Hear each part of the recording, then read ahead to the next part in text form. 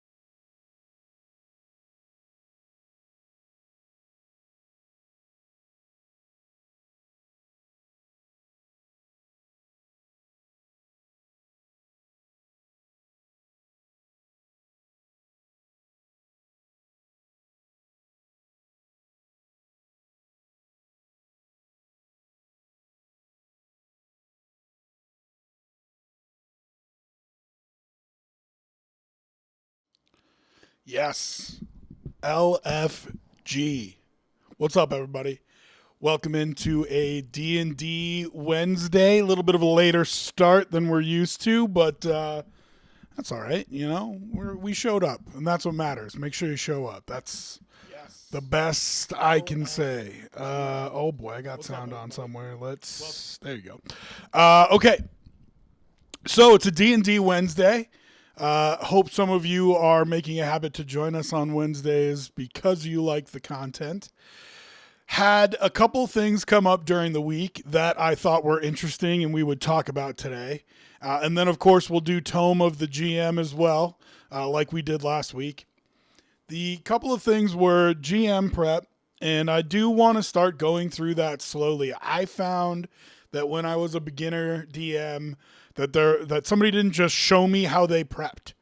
And I really needed that. I really needed just to see how someone else does it. And it doesn't mean I'm going to do it the same way, but it at least gives me kind of a roadmap as to what I need prepared and that kind of stuff. So I won't do a full prep today, even though, we could fit that into a show, no doubt. But I won't do a full prep today. I will just show you some of the things that I prep. And that way, hopefully you have just like a little leg to stand on if you're trying to figure out what to do to prep your game. And then the other thing I saw this week was some complaints in the community. Complaints is kind of a tough word. Some noting in the community that there's not enough videos of people just making characters. And new players were kind of lamenting the fact that they didn't have just, a guide on just watch somebody make a character. And that way they could themselves then go on and make a character, following the same formula. So in our last segment today, I think that's what we're going to do. And hopefully put that up as a VOD as well. I got a bunch of VODs I got to cut. I have not been good about doing that. Been a tough week. So hopefully we cut a bunch of these VODs and put them up and you can see them on YouTube at your leisure. But we will start with the GM prep. We'll do Tome of the GM second and then do the character creation third. As always, if you guys have questions, suggestions, whatever, happy to go through them with you. Last week we had 2 different DMs that were building and starting their campaigns, and they both were like, hey, man, can you just, give it a quick read and let me know what you think?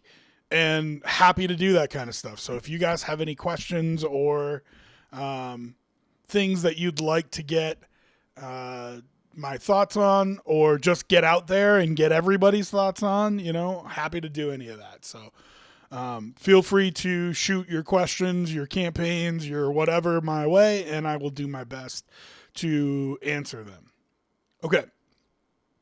So for prepping GM, I think the most important thing is your being comfortable with your own story.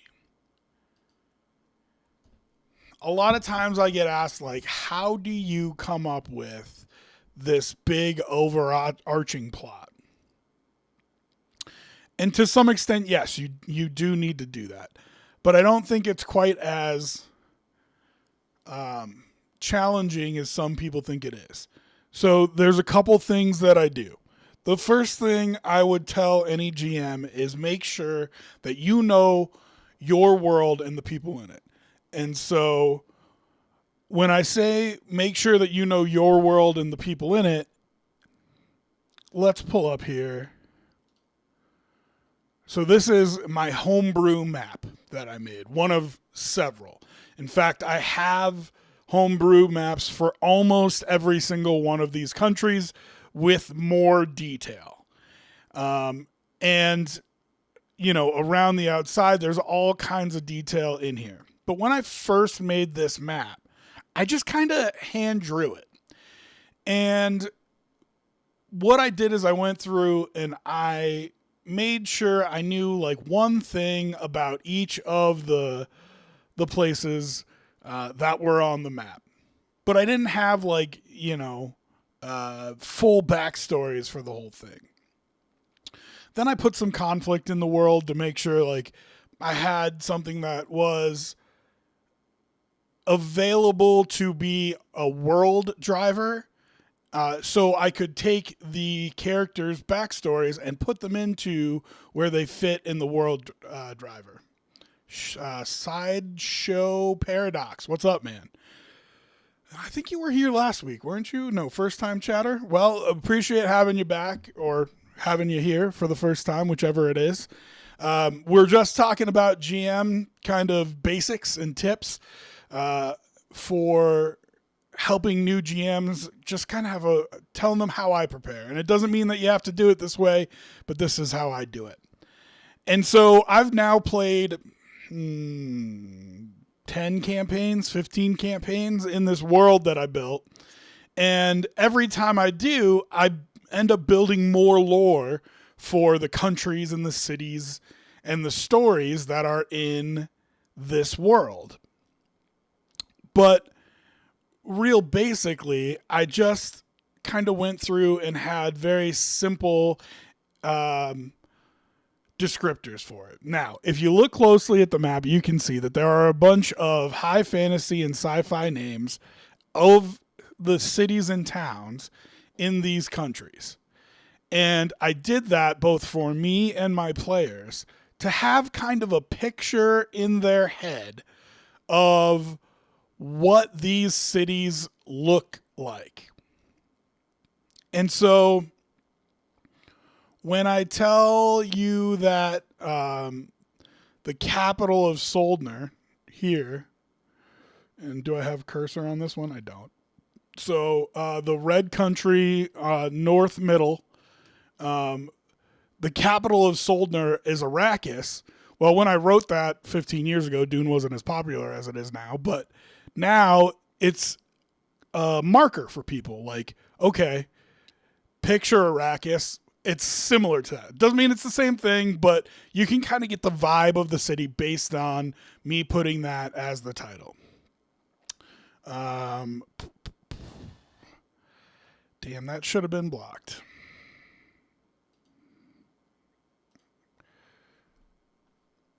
Sorry about that. I hate those AI chatbots that pop in here, man. It drives me crazy. Okay. So it gives you just like a little idea. And that's all I need for if the players, let's say the players are like down here in Pandora, right? And they ask me a question about Arrakis. Well, I have this basis of like, okay, here's just this one little piece of information that I have, and I'm going to take this one little piece of information and then vamp off of it and come up with whatever it is I need to bring it into the story. And so when you have your setting defined, it makes it easier to add stuff to it, to add it to the story. And so what I tell you is, in your head, just have one sentence about all your locations. Now, this map is huge. If you look, my scale down at the bottom here is 100 miles for every 2 squares. This is a huge world. I've had people try to cross it before. It's crazy. So you don't need to have planned out every single step along the way, because they're probably not going to get there. And so then you need to hammer down and just pick one city and show it in greater detail. So for example, I've done this with a bunch of different places, but so here's my map of the country of Morkula, right? And I then, when I was using this, let's make sure you guys can see it okay.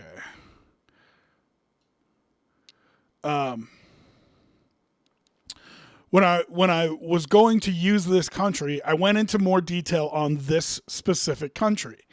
And even this is a lot of detail for a country where they probably won't go to all these places.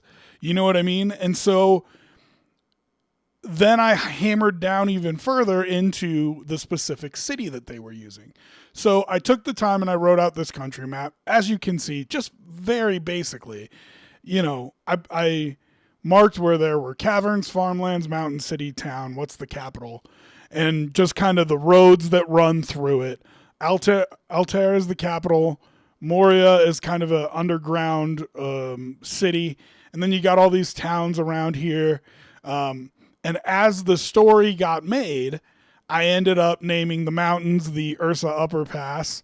I named this road the Rochon Mentite. And it just kind of naturally came from the story that I was telling with these people. And then I hammered down even further to the city that they were in, right? And so here's Altair, and this is a wide version of the city. And even this, I mean, I did not spend too much time on, but I just, made some places, as you can see in the bottom left, that were important. So like Temple Morden, TM, Temple Paylor, TP, which is over here. And so just to kind of give myself a map that I could use for that specific campaign. And I didn't go into this much detail anywhere else, just this one city, because that's the city that they're in and that's the city that they're going to use. So, I said on the last one that I have close, near, far, and this is an example of that, right? The close is the city. I'm going to make some more details about that so I'm prepared if they end up going, around the city and stuff like that. I've got places for them to go and people for them to meet. And then, I've got the country, which is zoomed out a little bit more, but I don't have as much detail on that. It's just some basics. And then the big picture is real basic. And this was my first drawing. Let's political, and then this is the big one. And it's really more for one-liners, you know what I mean? And if they decide to go there, then I'll spend more time fleshing out what it is. Sideshow Paradox says, I have had only 2 DMs, but between them I've had amazing moments and bad moments, so I have come to understand what is the right way to world build and bad ways, I assume is what you're saying there. Yeah. Listen, it's a whole lot easier to recognize a really bad DM. And that's not to say, it's not to take shots at anybody, but it's one of those things where there's no good way to learn how to DM until you're in the chair. I said this about like being a coach in pro sports, right? Like you're not a head coach of a pro sports team any other time until you get the job and you sit in the chair. And it's the same thing with the DM. You can play lots of games. You can know the rules.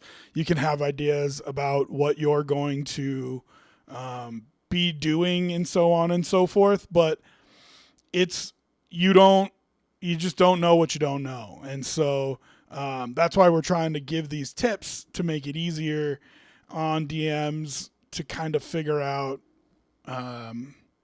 their first go at it.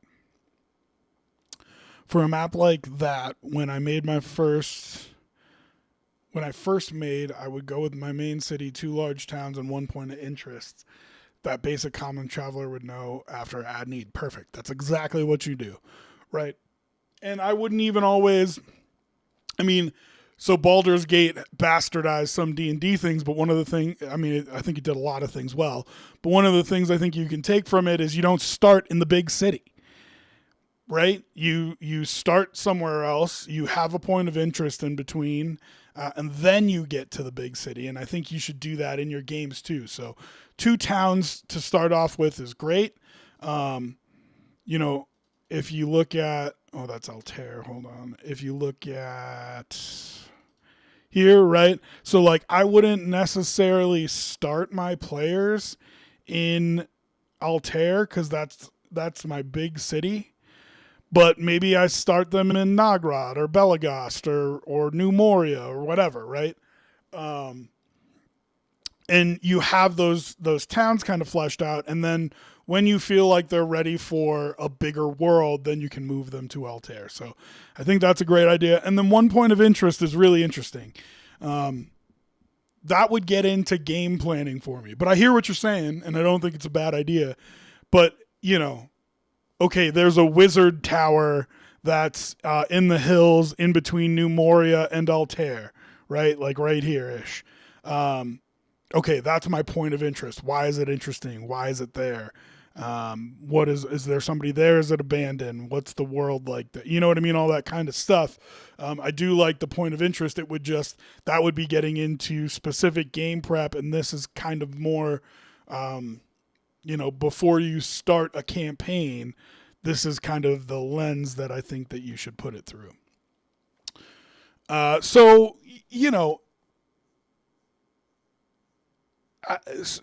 Like I said, I had a lot of people ask, how do you build a big story?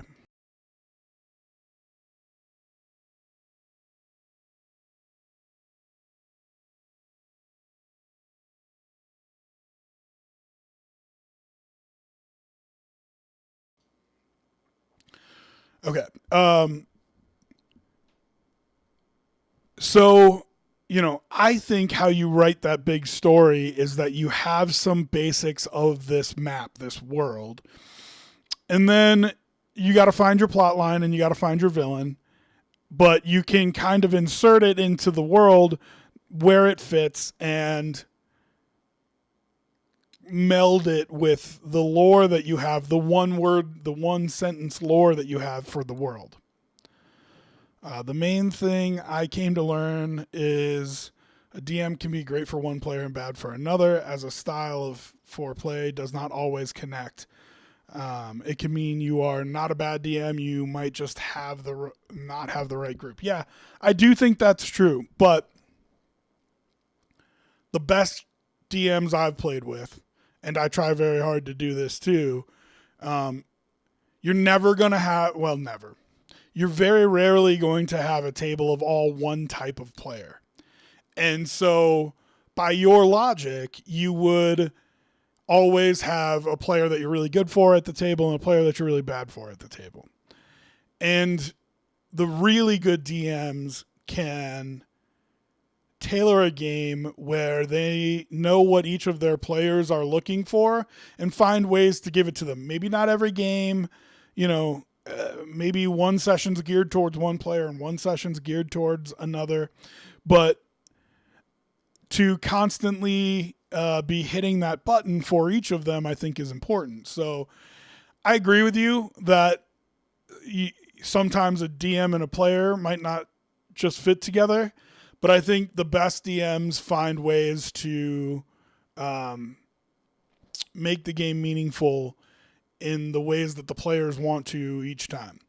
And I think what is really nice for a lot of DMs is when the players help the DM with that, right? So you have somebody who really likes role play. It's not just about you role playing given the opportunity.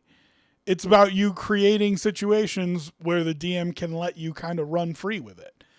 And as you grow and evolve as a player, I think you understand that you have that responsibility as well. I need to help move the storyline forward. I want to make role play more meaningful. So I'm going to take wins and losses that come just from talking rather than rolling dice. But it's that evolution of like understanding that losses aren't always a loss, that sometimes it's really interesting. It's that kind of stuff that I think makes a difference when you're working with a DM. So yeah, I mean, in general, I think you're right.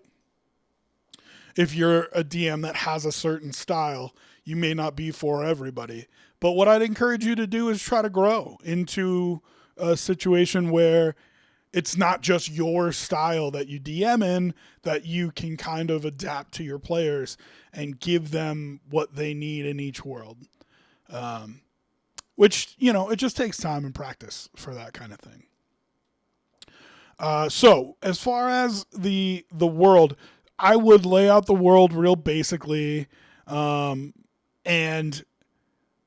I think that knowledge, knowing the world like that, helps you as you write your overall storyline, which we'll get to kind of in a step 3 here. Step 2 is writing out your key players. And this is a older, just kind of key player list that I have. You don't necessarily have to make it like this, but I just kind of wanted to show this to show how like really basic I'm talking. It doesn't have to be super complicated. Oh, little splashback.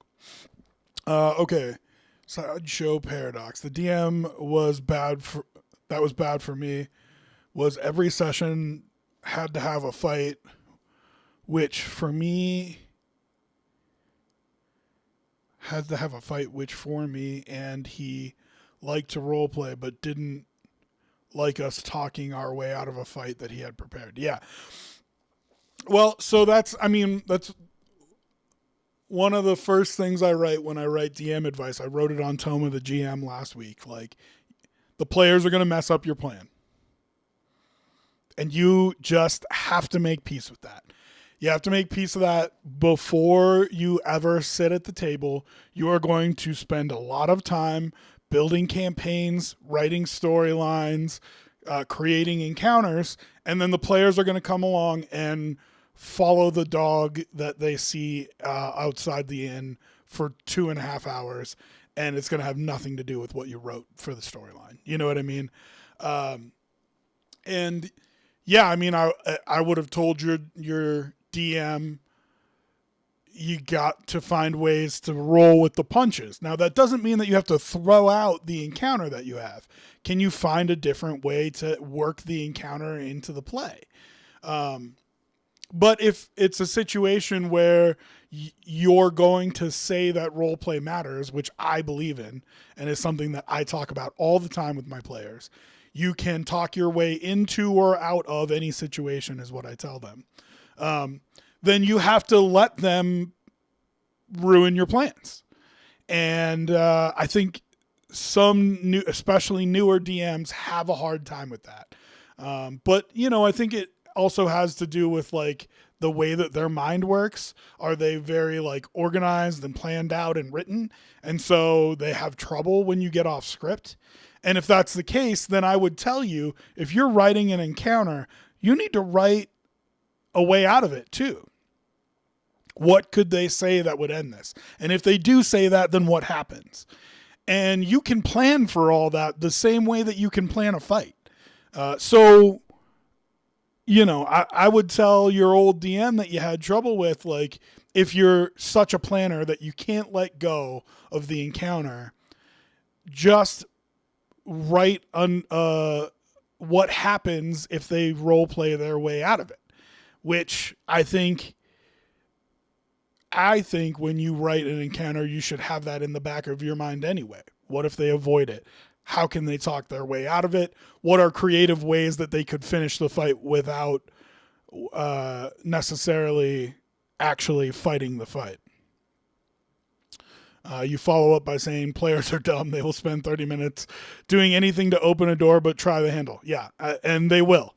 It's part of the reason that they ruin your plan, right? They get enamored with some shiny pin that you put on somebody's lapel, and they start following around an NPC that you didn't even have a plan for. You just like made an offhand comment that he's got a skull pin on his chest, and all of a sudden it's the most important thing in the world. And then when they get to a pressure point, something that really matters, like you said, you're like, just open the door. and they, want to check it and, cast detect magic and do all this stuff. And so it's like, you get a little bit of paralysis by them trying to find the thing, and also a little bit of paralysis by them being scared when they do. Happens a lot. Gospel of Grape and Grain. What's up? Oh, from YouTube. What's going on, brother? I've learned a lot of D&D directly from Rob as a 40-something-year-old. The amount of retained knowledge and creativity he showed as a DM was insane. Well, I don't know who that is, but that's the nicest thing that anybody's ever said about me. I don't know. I don't know if that's true. Uh, and then my boy David. Oh, look at you popping in when I've got your game list up right now. Chatting from work on the wrong channel. Oh, it was you, David. Ah, nice. Nice work, Rob. The number of times us new and tenured players fumble the bag is insane. Yeah. Well, it's kind of you to say that about me as a DM, but I would say that even I have trouble, make mistakes, all that kind of stuff. In terms of making sure that you kind of go with the flow, and you have to find ways to do that. And sometimes it's harder than others, but that's why, my first advice to you is if you have the world, kind of outlined, it makes it easier for you to say, we're going to jump and do something over here. And so, this is how I'm going to run with that idea that you had, is I'm going to place it where it belongs in my world, and then we can kind of grow it together and expand it together. Because I do believe that, this is you telling a story with the players, and that matters. You know what I mean? You need to give them some say, some power over what happens in the world. So we talked about locations a little bit and having one-liners for all of them, and that allowing you to kind of improvise and vamp better than you would. This is what I took into my last campaign, which is what David played in. But this is what I took into my last campaign, and this isn't even my current notes. I switched to using Obsidian. So this was my notes before I went into game, I think 1 through 3, I used the slideshow here. And so much like, for your locations, I'd tell you just to write the name of the location and a little bit about it. I do the same thing with the players here. So if you look, so here, key players, people that aren't necessarily like NPCs or player characters, but just somebody that they might know. And so Vertrumir, so I said, well, this was interesting because this ended up not being true, but he's the connection through Trogdor, which is David's character, to the Eyes of Coralon, and he's an elf rogue. And so the Eyes of Coralon, and this is on a different page, but it's a guild essentially that is like the intelligence system for the spot where the campaign had started. And this is all I have on this character. You know what I mean? I didn't write out a backstory for him or anything like that. All I have on the character is the name, who knows him, which one of the player characters knows him, what guild he works for, so you can kind of understand what his motivations or what's meaningful to him, and then know that he's an elf and know that he's a rogue, just to kind of build out a picture of him in your mind. And they ended up not interacting with him too much. I brought him back midway through the campaign to deliver a message to them, but ended up not being a huge part of the campaign. And so I both was prepared for them to talk with him, but also didn't waste a bunch of my time on a character that they didn't really pursue or were interested in. Same thing, Nia Akari. She was a contact for a different player character. She's a half-elf cleric, cleric of Maliki. And they did spend a little bit more time talking to her. And so with Ben, I kind of fleshed out, who she was and what she was doing and what I ended up making up. And so, like I said, this is my notes from before we started. So you can see I don't have it on there. But what we ended up figuring out was that he had been pushed through a portal into this world and was kind of like an orphan. His character was like teenager-ish, and when they got pushed through the portal, and so when they came through, they no parents, they didn't know anybody here, and she ended up being like a child care provider. I can't think of the word right now, but she was like the one who took him in, and she takes in all kinds of orphans at the orphanage, and we just started working through this with him and me talking at the table. But as you can see, I didn't have any of that planned out ahead of time. And so she introduced him to the king. Turns out she had a relationship with the king, not romantic, but like knew him, and had helped him out at one point. And so he had come back to her because he needed somebody from his past that he could trust, because he didn't trust the people who were around him. So he goes back to Nia because she only helped him out of the goodness of her heart, and he hasn't asked him for anything since, and so he trusts her. And she goes, yeah, I've got this person that you should talk to, and maybe you can help them out. And all of a sudden, we had an important NPC in the game that is just born from that one line of, basic, here's what it is. Sideshow Paradox. The last thing I learned was, as a DM, if you want or need an event to happen, don't try manipulable. I don't know. Is that a word? Manipulatable? I guess so, yeah. Interesting. Don't try manipulatable or lie to do the players to just make it happen. Just do it yourself. Yeah. Yeah, I mean, so this is kind of off topic, but I'll throw it in here real quick. Maybe I'll make this a whole segment I do next week. But railroading as a term gets a lot of hate. Put your players in a sandbox. Give them ability to make decisions and changes and so on and so forth. And I do believe in that, right? Like, you need to give your players agency. Otherwise, they won't care. They're going to be watching a movie. They're not part of the story, and you want them to be part of the story. So I agree with that. But there are times where you just have to railroad them into certain things for the storyline, for their own good, to make sure things move along and progress. Because sometimes people will be afraid to take that leap. They don't want to lose their characters. They love them. You know what I mean? And so, I agree with you. If you have written something where you need something to happen, which I wouldn't recommend doing often, right? Like, I would not recommend putting a lot of those pressure points in where they need to get in this fight. They need to go discover this thing. I wouldn't recommend it. But you do sometimes have to push them to that if it's something that you need for the storyline. I think you can get really creative as a DM in influencing the ways that they move forward without necessarily railroading them. And so I think you can find a nice middle ground between just making something happen and just giving them agency to kind of flit wherever they want and do whatever they want. I think you can find a middle ground there, but yes, I agree with you. Don't leave it up.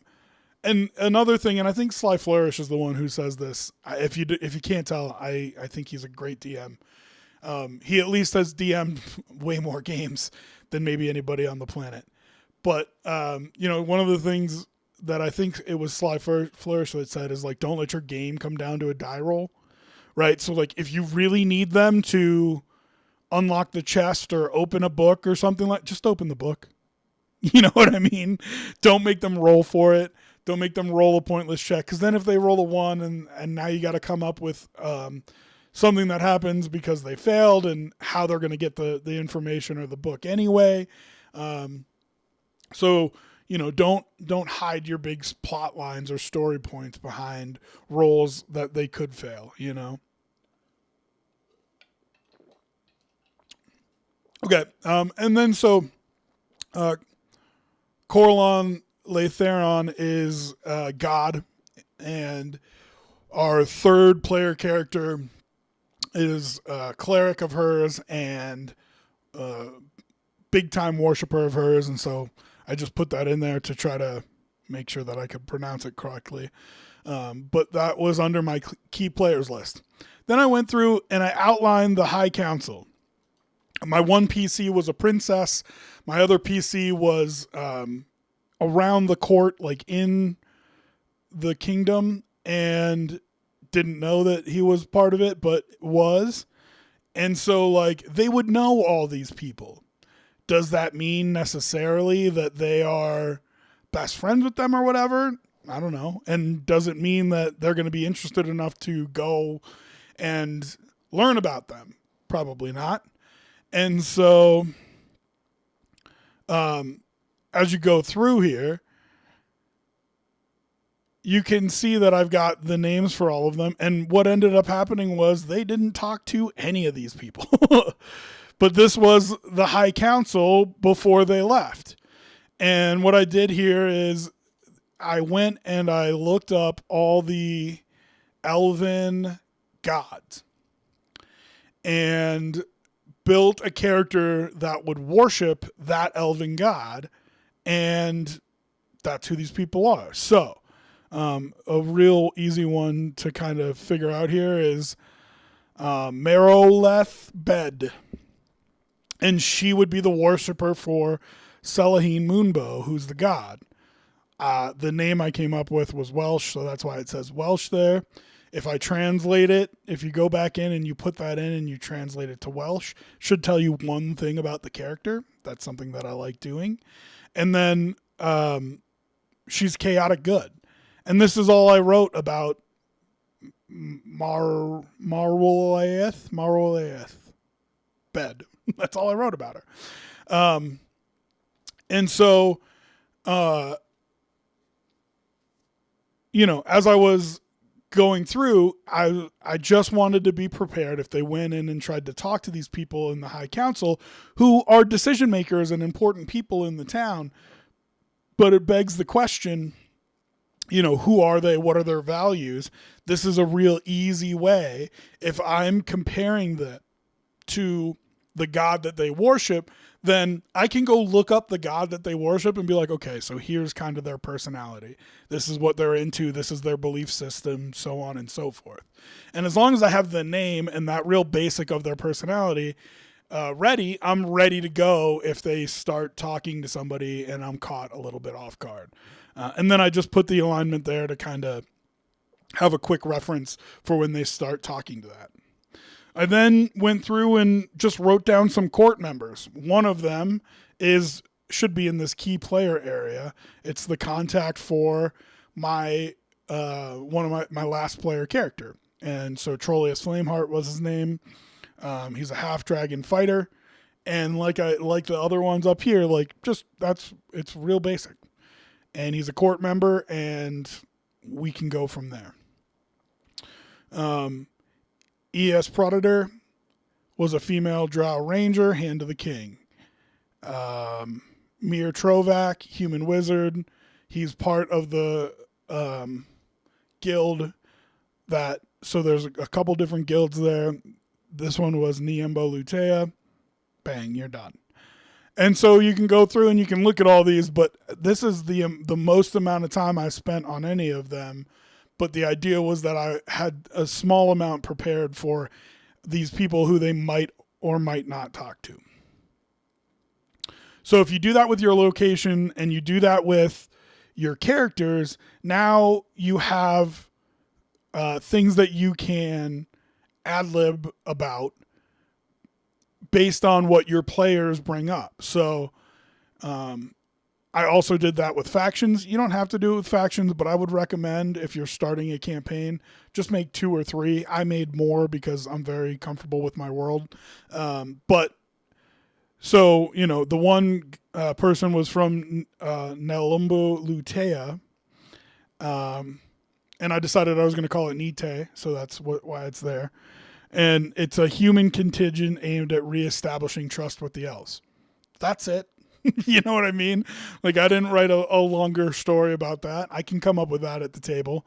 But I know just real basically that Nite is humans who are trying to regain trust and establish a relationship with the elves.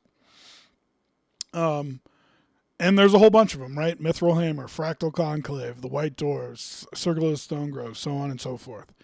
And so now that I have this kind of like tripod set up with my world with locations, people, and factions, now anytime that they try to, so like say they decide that they are going to venture deep into the forest and try to find some relic there. Okay, well, if they're venturing deep into the forest, the Circle of the Stone Grove would be interested. It's dwarves that have rejected the traditional nature of their kind to display a deep love for nature and protecting the wilds. So it would be interesting to see if the Circle of the Stone Grove would want to help them get this relic, or would they want to stop them from getting the relic?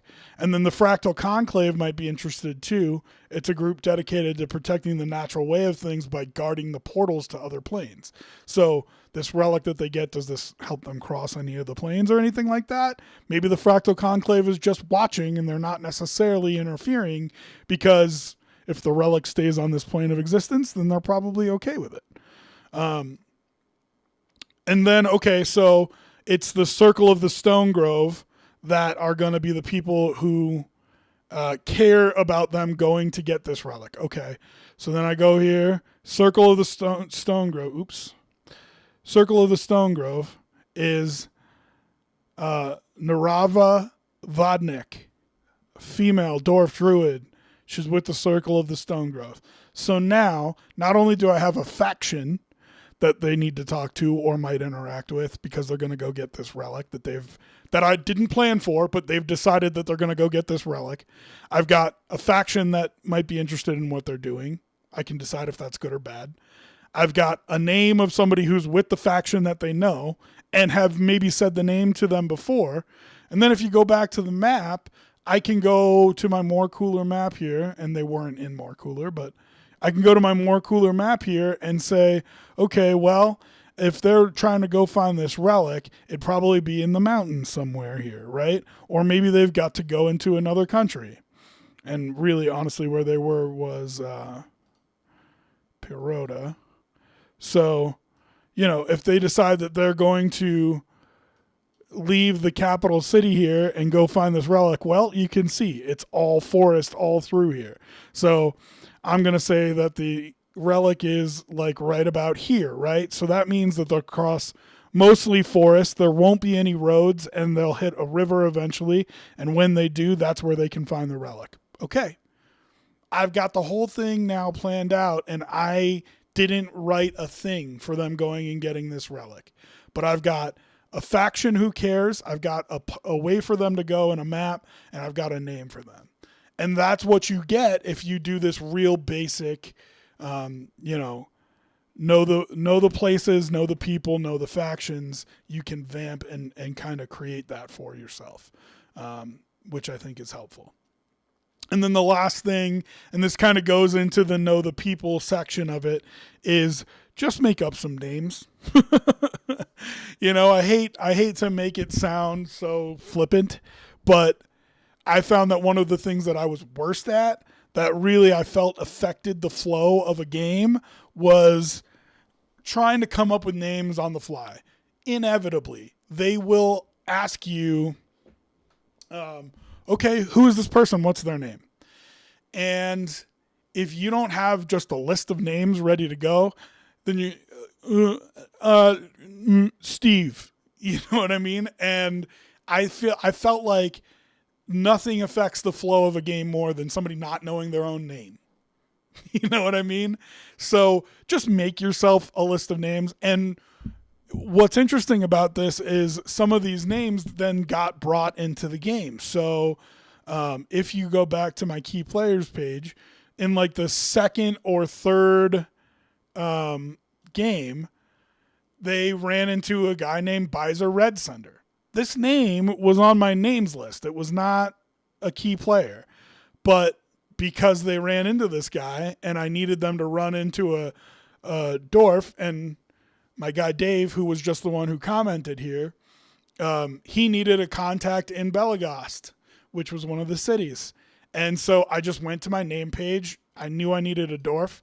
I went to dwarf. I pulled Bizer Red Sunder. I moved it to here and just said Dave Guard contact in Belagost. And he's turned into one of their main contacts for the campaign. You know, my player and him got along really well. They were able to trust each other with like a little bit of information.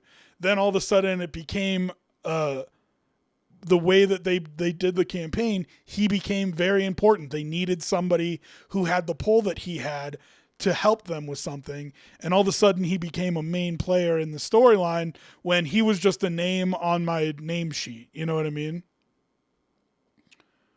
I saw Shadow Paradox, side Shadow Paradox. I saw a YouTube video, names of pharmacy drugs make good wizard names. Yeah, that's kind of funny. The way I can show you the way that I make names, and you're not going to believe it because it's ridiculous. But so if you go through here, you can see that I've taken names and then tried to make them of a certain species, right? So for dwarf here, you get a lot of like descriptors, like Smith is in our language. So, you know, here's Orjinga Bronze Shaper. You know what I mean? And I didn't randomize the Bronze Shaper. I just made it up. For elf, I tried to make them sound more ancient, right? And same thing for half elf, but then I tried to mash it with human, right? So you've got Ryland Smith, you know? And that way when they meet somebody like, oh, you ran into a dragonborn. Well, what's the dragonborn's name? And it's Ryan Zakir, right? And it's more realistic if I can't pronounce it than it is if I don't know the name. So who else came off this list let's look real quick. I think they probably met one or two other people here.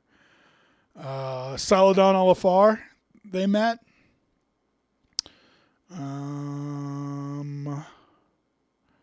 Maybe that's it. Maybe those are the only people that they've met off here. But so if you just have it, you know, I find it's better that way. Then, because it was an elf-based campaign, I went through and I made some specific names that meant something. Because like I said, I like my names to mean something if they want to do the work. And if Dave's still watching, a little secret for you. If they want to do the work to try to figure out what the name means, great. And so here are I went through and made some elf names to introduce into the storyline that means something. So if I'm looking for a name that is maybe a little bit more meaningful than just pulling one off the list, I have these and I know what they mean. So Raito Shiepa is Japanese and it means light shaper, right? And so maybe to your point, Sideshow, if I'm trying to find a wizard, this is how I would write it instead of Pepto-Bismol.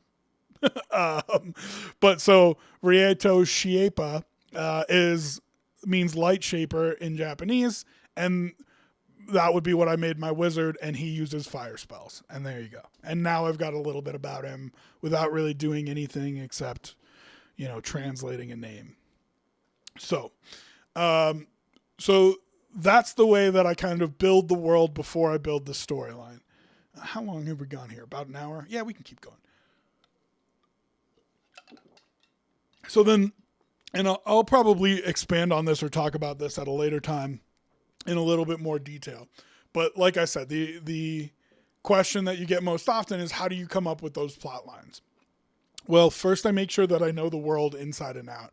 If I know the world really well, like I've just showed you, I can ad-lib and add stuff into my story that drives them back to my storyline. Instead of letting the things that they want to do diverting them from the storyline, I can be creative through knowing my world and the players in it and try to drive them back to what my storyline is. I would tell people that, one, check your expectations at the table. Session zeros are very helpful for this. I don't know if David's still here, but when we did our session zero for that group, they were a new group, and I'm like, well, what do you want? You know what I mean? What do you want out of this campaign? And sometimes they'll tell you that they want a horror campaign. Sometimes they'll tell you that they want sexy vampires. Sometimes they'll tell you, and this is what this group told me, well, we're playing Dungeons and Dragons for the first time. I want to fight a dragon. Okay. Tough for a level 1 character to say, but I can build a plot line where the end of the story is you take on a dragon. Dungeons and Dragons. There you go. And so that was one of the things that they said, and it made it easy for me to then try to build a plot line, a longer plot line that ends with, now I know what my ending point is, right? Ends with them fighting a dragon. Okay, so they're fighting a dragon. Now I move backwards in the sequence, and it's important that you don't plot out that entire plot line. You let them make discoveries along the way that guide you to that. But you know what your aiming point is 20, sessions in the future. It's going to be for them to fight a dragon, Oh, David is still with us. Well, he's getting a lot of good stuff here. He says session 0 was very necessary. Explore the world, fight dragons, sleep with orcs. See, and there's he's bringing up something in our game that was more of an ad lib. Daisy the orc. But yeah, so I know what I'm planning for 20 sessions out, right? And it doesn't even necessarily mean the dragon has to be the big bad, but you have to find a way for them to fight a dragon. Okay, I know that I have to set myself up for that. And then what I did was work your way backwards, right? So what are the big things? Well, they're not going to be able to fight a dragon right away, so I need to create a lieutenant for the dragon. And I would tell you in a lot of campaigns that this should be the next thing that you do. Create a big bad, and then create a lieutenant that's attainable for them. And I would tell you, create a lieutenant that's attainable for them, and then maybe even create another one that allows them to kind of progress level-wise with this big bad overseeing all of it, but somebody that they can take down, somebody that's attainable. So I built them a lieutenant, and then I built another lieutenant. And I knew that they weren't going to be able to fight dragons without some kind of epic something. They're going to need help. And people love magic items. I did more magic items in this campaign than I ever have. And to the point where I think I gave them too many because they forget to use them. But it's one of those things where like, okay, I need to ramp up what they're capable of as a group so that they're more likely to be able to take on this dragon. And so as we go through the game, okay, what can I give them that at the end of the day for that very last fight will be helpful for them when they have to take on or want to take on the big dragon. And then around those things, you can create quests for them to go get the things to help them fight the big bad. That's all just real basic plotline making, right? So now I've got the thing that needs to happen at the end. I got the thing that needs to happen 2/3 of the way through, them taking down the lieutenant. And I got the thing that needs to happen 1/3 of the way through, which is them going and fetching all this stuff to help them take down the lieutenant and the dragon. Real basic, right? You could draw a plot line through that. There you go. There are your basics of a plot. Then what I did is I had them write the storylines, and I took their storylines and tried to weave them into my world so they made sense with each other and with my world, where I can tug on strings of their backstory to inflate the plot line that I had written. And so these are the things that I know I want them to do along the plot line. Now let's make it enticing for their player characters to want to go do those things. And there's lots of ways that you can do that. You can appeal to the person, not the character, but the player. If you know what they like, if you know what they're interested in, you can appeal to them and try to make their wants and needs. If you tug on that, that's the reason they go through the plot line. So like an example of that is like if you have a player who, loves cute little animals, right? Well, then make a cute little animal that needs saving. And even if it's not in their character, very few people, it takes a really experienced player to separate their own personal wants and needs from their character's wants and needs. So if you create the cute little animal, chances are the person that loves cute little animals is going to want to do that quest, right? Are they a power gamer? So you put a magic item out there that you know that they need that will make their character attainably better. So if they're a power gamer, you can put something in there that feeds that for them. Or you can tug on the PC. Players love their characters, right? So is it a family tie? Is it something that is, they're a cleric and they need to abide by the laws and justice. So you put someone breaking the law in there so they want to chase them. And that's how you can kind of fill in and color in that plot line that you have to make it more enticing for each of the players. What I'd tell you is make sure you're not only doing that for one of them, make sure you're doing that for all of them. At bigger tables, that can be difficult because if you've got 6 different people you're trying to weave into the plot line, that can be hard. But if you've got 6 different backstories and you've got this long plot line with endgame dragon, 2/3 of the way lieutenant, 1/3 of the way magic items, if you got 6 people to weave in, just kind of make a plan for where you're going to bring in each of their backstories. You know what I mean? And for that, I'll point to Game of Thrones and Hodor, right? Just somebody writes a backstory. It doesn't mean it needs to pop up in session 1. And so if you've got a plan that they're going to meet Hodor when and that's going to matter when they meet the lieutenant, then you have that in your back of your mind and it's there. And I can't necessarily go into more detail in my campaign about that because one of my players is in the chat.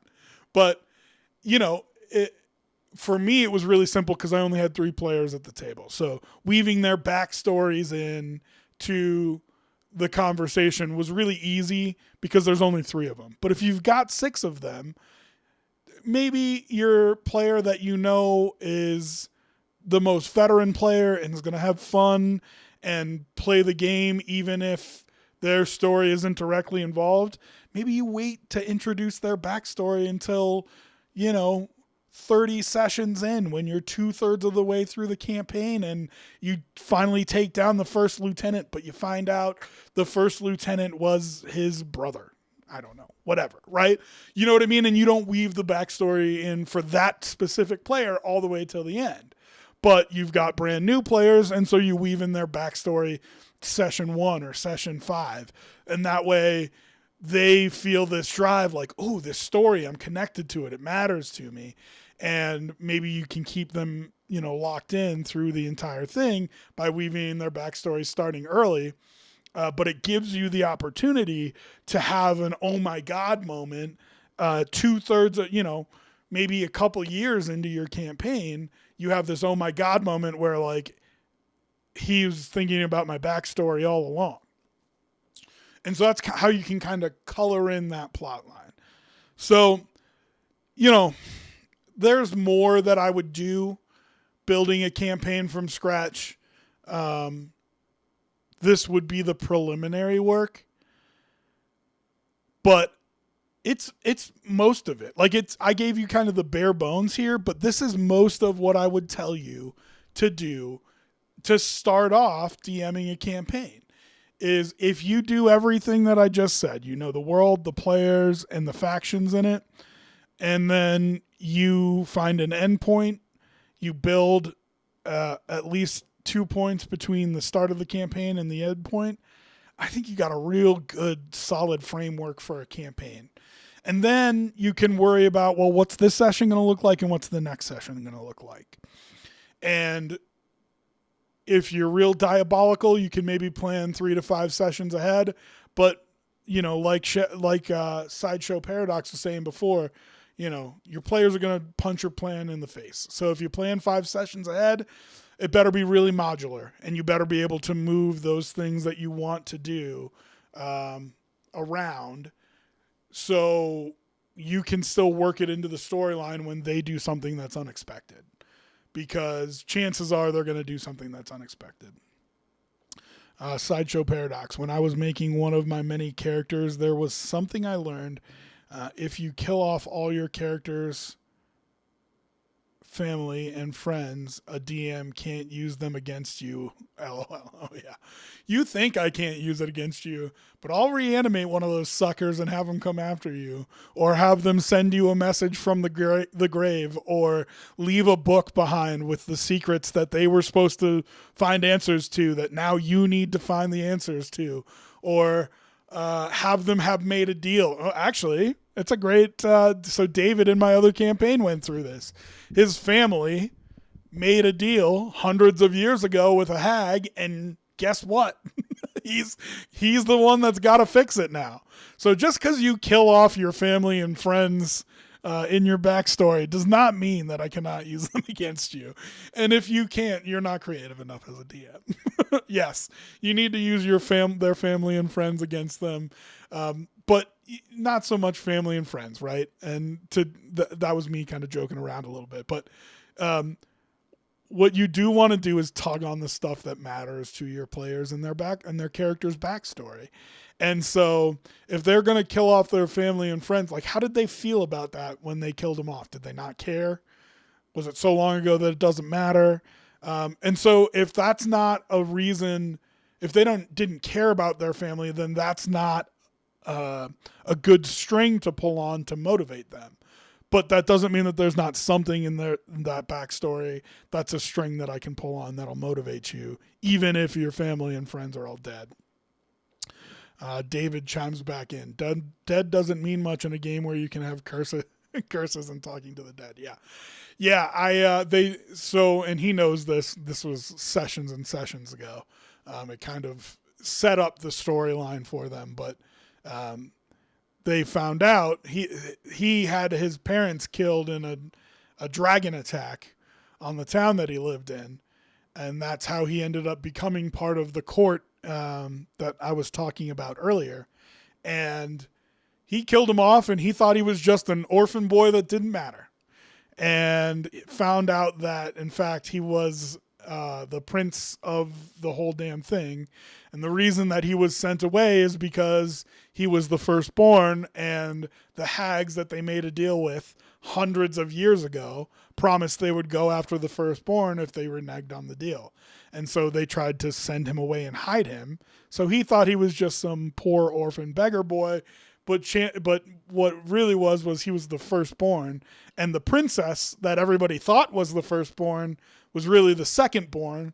And so she was in the court with everybody, kind of acting like the heir to the throne, when in reality he's the heir to the throne because he's the firstborn. And they have spent their campaign kind of going through what that looks like and how they want to handle it, because they're trying to secure their father's throne after everything that happened. Now they have to figure it out. So it's a perfect example of, yeah, you can kill off your mom and dad and your backstory, and they can still be incredibly useful to me. I can still tug on those strings to make something interesting out of it. Just don't give me that opportunity. I'll do it. Okay, so that was kind of some basic GM prep for building the framework of a campaign from scratch, from the start. Like I said, I would probably spend maybe 4 hours on that much prep. We talked about it for about an hour. If I was to actually go through and build all of those things that I was saying, it'd probably take 4 hours. I'd probably break it up into 2 sessions of 2 hours, spending kind of just going through and writing all that stuff. And so if you're trying to figure out how to start a new campaign and what to do, that would be my suggestion for the framework. Spend 2 sessions of 2 hours on each of that. And then I'd tell you to plan another 2-hour session after session 0, where after you get the back, and it doesn't have to be after session 0, after you get the backstories from the players, and that last 2-hour session, you go through and you plan your first and second session that you're going to actually run. And so now you've done all the big picture stuff, and now you go through and you plan session 1 and session 2 to try to get yourself ready and know the direction that you're going to head. I'd tell you, most of the time I'd just tell you to just plan for the next session. At the very beginning, I would plan for session 1 and session 2 to kind of give them a path to move forward on really clearly. So that would be my suggestion if you're starting off trying to build a campaign. Real basic framework. We can talk more about them in other D&D Wednesdays moving forward. I'm sure I'll do something like this again, but I just kind of wanted to get how I build the framework of a campaign out really quick. Okay, when we come back, we're going to take a little break. When we come back, we're going to do Tome of the DM. And that is me answering questions either from you guys or from Reddit. I've pulled a couple up here. We'll go through questions people just had, and I'll just give you my take on how to handle it. So we'll do Tome of GM next, and then last thing we will do on stream is roll up a character. I had seen in the community people complaining that there was not enough like walkthrough videos on how to build a character.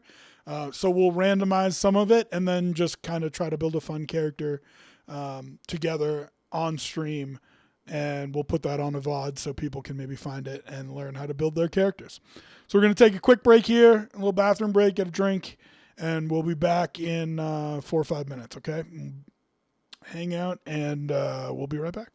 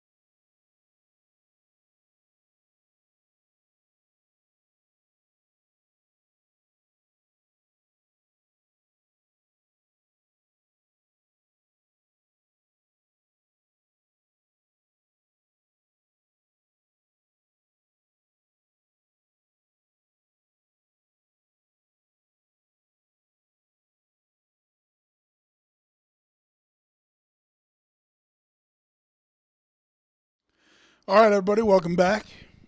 I still have to do a better job of making sure I keep my voice down when I come back so I don't scare people, because I have heard that that happens. All right, want to do Tome of the GM, week number 2. Going through your Reddit questions. If you guys have questions that you want to put in the chat or campaigns or anything like that, feel free to do that.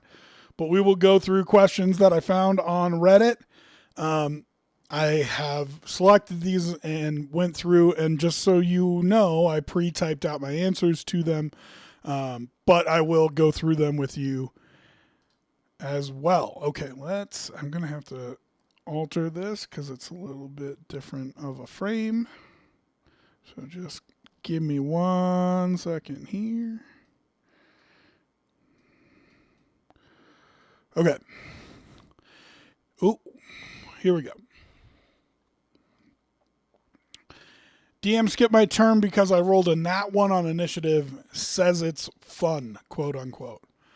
This is from K for Supper. So just from the headline, I can tell that the player is a little bit annoyed, and I do understand that. Let's dive in a little bit. This is my second ever campaign, and it's only the second session, so maybe I don't understand something. But basically, me and one other player rolled nat 1 when rolling for initiative. I looked it up, and according to the rules as written, be careful with that. According to the rules as written, that doesn't mean that we should lose a turn, but the DM skipped us both anyways.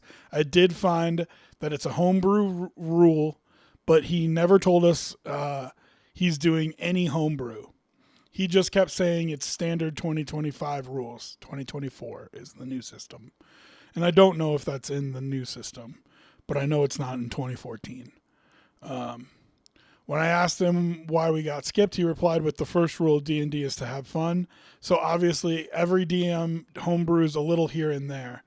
Now I may be missing something, but I can't see how this is supposed to be fun that I did not get to play on my turn.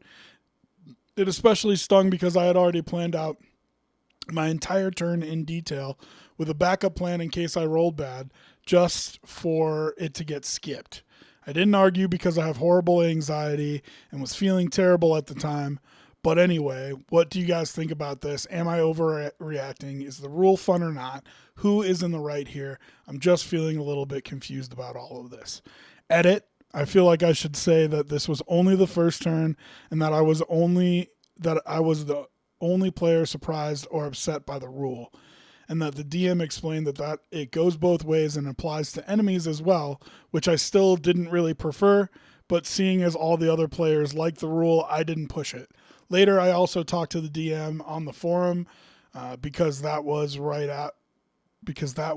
after a session. Again, everybody but me thought it was a good rule and that going last could be an advantage, even though I only got to do like a third of what I originally planned out. And he even contacted me after the session asking if there was something else I didn't enjoy about the session. And then there's a TLDR. So what I'd say here is my first answer will be from the DM standpoint. My second answer will be from the player standpoint. From the DM standpoint, could it be a fun rule? Yes. There's not really a mechanic for your players getting surprised. And so the only way that you can really do that is just by DMing it and saying you get surprised. Roll a perception check, you didn't make it, you get surprised. I wouldn't do it without giving them a roll. But if you really had to railroad it, I would understand you saying like, sorry, there's a surprise round here. To only do it to one player is kind of singled out, and especially a new player, it's going to make them feel, well, like this player felt. And so I'd be really careful about doing that. The only way that I would do that is if I made it clear before character creation that this was going to be a homebrew rule I put in. And the reason that I say before character creation is if you're going to do that, it makes things like the alert feat worth more. Because if you can roll a 1 on initiative and get skipped in a turn,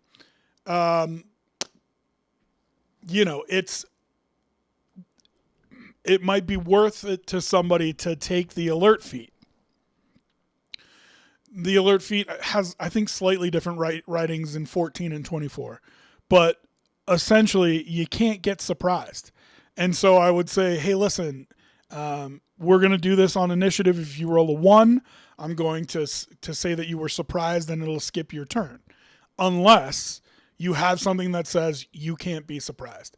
And those things are the alert feat, and I think there's a weapon of warning that you can take that is modeled after like Frodo's sting weapon. It glows when someone's nearby, and so you can't be surprised. There's a few magic items that say that right in there.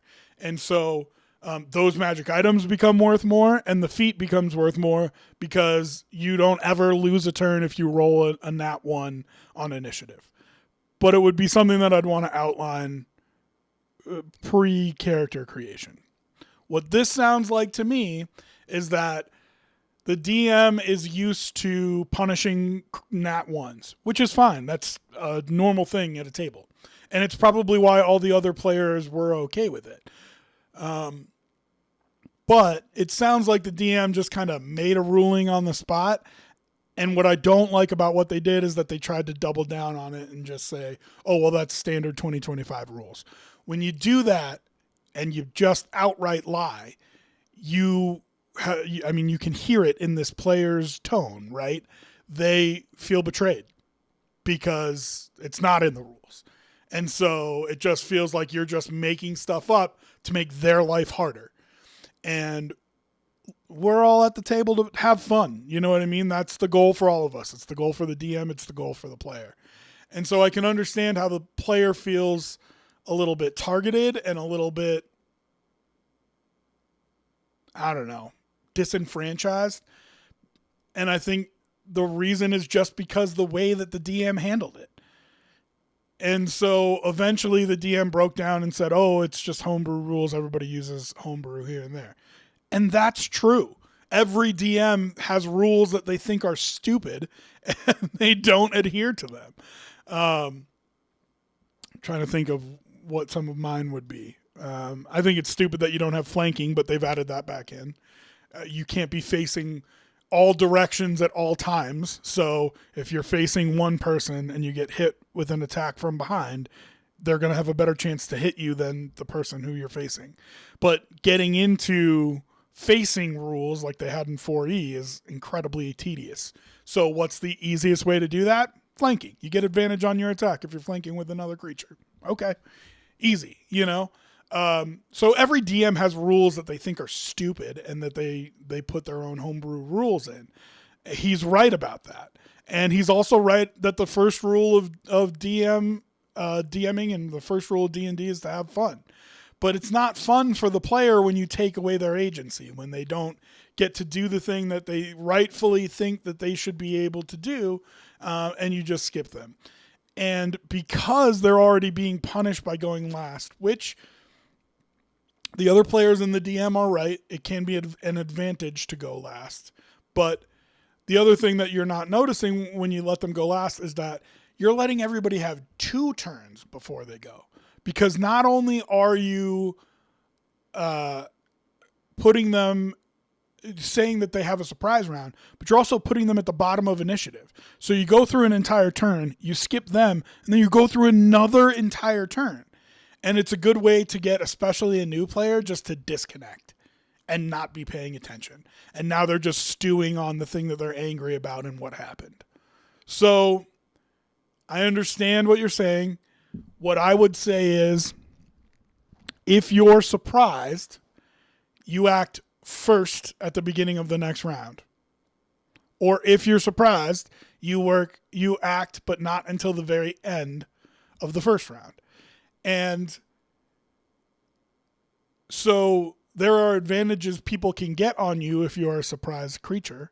There's also language in D&D that says if they haven't taken a turn in combat yet, and all of those things would apply to you because you have the condition of surprised. But If you just take away their turn and make them sit at the table and watch everybody else play D&D, yeah, it's going to rub them the wrong way. So I don't necessarily have a problem with the ruling. You rolled a nat 1 on initiative. Your punishment is that you're surprised. I have a little bit of an issue with the application, but like the other players at the table, I would say I think it's fine as long as it's on both sides. So if you roll a nat 1, then your monsters are also surprised. The problems with it, I think, are I would want that said early before character creation. And then the other problem is, and I didn't put this in the answer I typed out, but the other problem is very rarely do DMs roll initiative for each of their creatures. If they have a pack of goblins, they roll 1 initiative for that pack of goblins, where the players have to roll their own initiative every single time. So if I'm making 1 roll and they're making 6 rolls, who's more likely to roll a 1? They are. Right? So if you're going to punish a nat 1 on initiative like this, you have to roll each of your character's initiatives separately to make it fair, to give you your monsters as much of a chance of rolling a nat 1 as the players have. And so I highly doubt this DM did that, which also is going to make it feel like that rule is made to give the DM a little bit of joy and punish the players a little bit. So I'm not happy with how he applied the rule, and then I'm not happy with what he did after there was a dispute about it at the table. Maybe they misunderstood, when they said it was standard 2025 rules. This is only from one perspective, so it's hard for me to say without hearing the DM's side of it. But you get the sense that the DM tried to sweep it under the rug of like, oh, it's fine, don't worry about it. And like, no, you need to address it and make sure that your player doesn't feel slighted by the ruling that you made. So that's my thought on it. I'm glad the DM reached back out to them after the session asking if there was anything else. I think that's good DMing. If you can see your player is visibly upset with a ruling or something that happens at the table, to reach out to them, I think is important. You're going to make rulings that upset people. It's going to happen. But if you do, just be honest about it. Like, don't say it's in the standard 2025 rules. First of all, there are no 2025 rules. It's 2024 or 5.5. And second of all, it's not in there. So you can make a mistake and say, I thought it was in there, but it's not. And you couldn't, and I don't even know, because I would need to read through and be sure, but it might be under one of the alternate rules, because they put all kinds of alternate rules in there now that say, here are other things that you can do. So under the alternate rules might be that a nat 1 is surprised. I'm not sure, but either show it to them where it is in the rules, or don't lie and say that it's in the rules when it's not. And if you were confused and you thought it was in the rules and it's not, then you have to go to the player and have a mea culpa and say, sorry, I thought that was something in the rules. It's not. It's a homebrew. It's a rule that I like, so it's going to be a homebrew rule. Now you know that going forward. So that is essentially what I wrote back to them here. This to me, this to me is a DM making a call in the moment, it being a mistake, and then them doubling down because they don't want to look foolish, right? And that is the fastest way to lose the confidence of your players. The rule isn't an overly awful one, but something that should be noted before the campaign starts. It certainly shouldn't be a surprise when you roll the 1. This is the type of house rule that makes the difference all the way back to character creation. It may change how people build things, as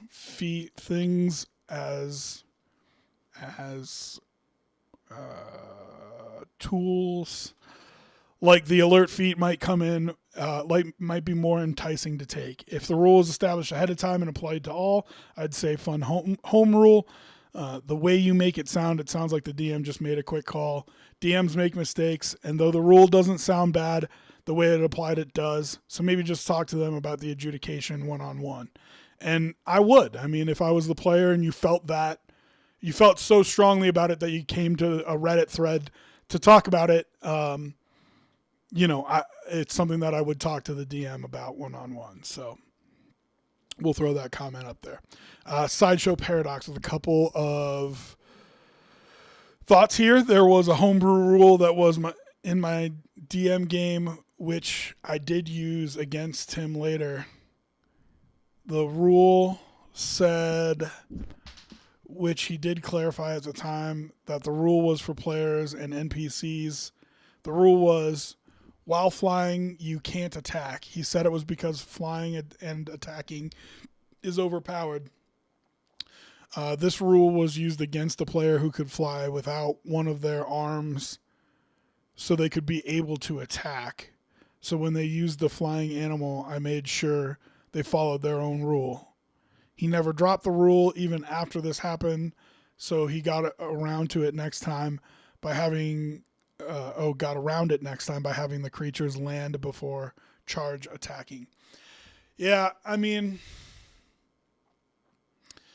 so mounted combat and flying combat are very difficult to adjudicate as a DM. But this to me sounds like an inexperienced DM not really knowing how to handle it. As a DM, you freak out when somebody has that kind of power on the map. But everything comes with its own limitations. And so you have to find ways to make those limitations matter and make sure that you're enforcing all the negative sides of it, not just the positive sides of it. Flying is a really tough thing for your group to get.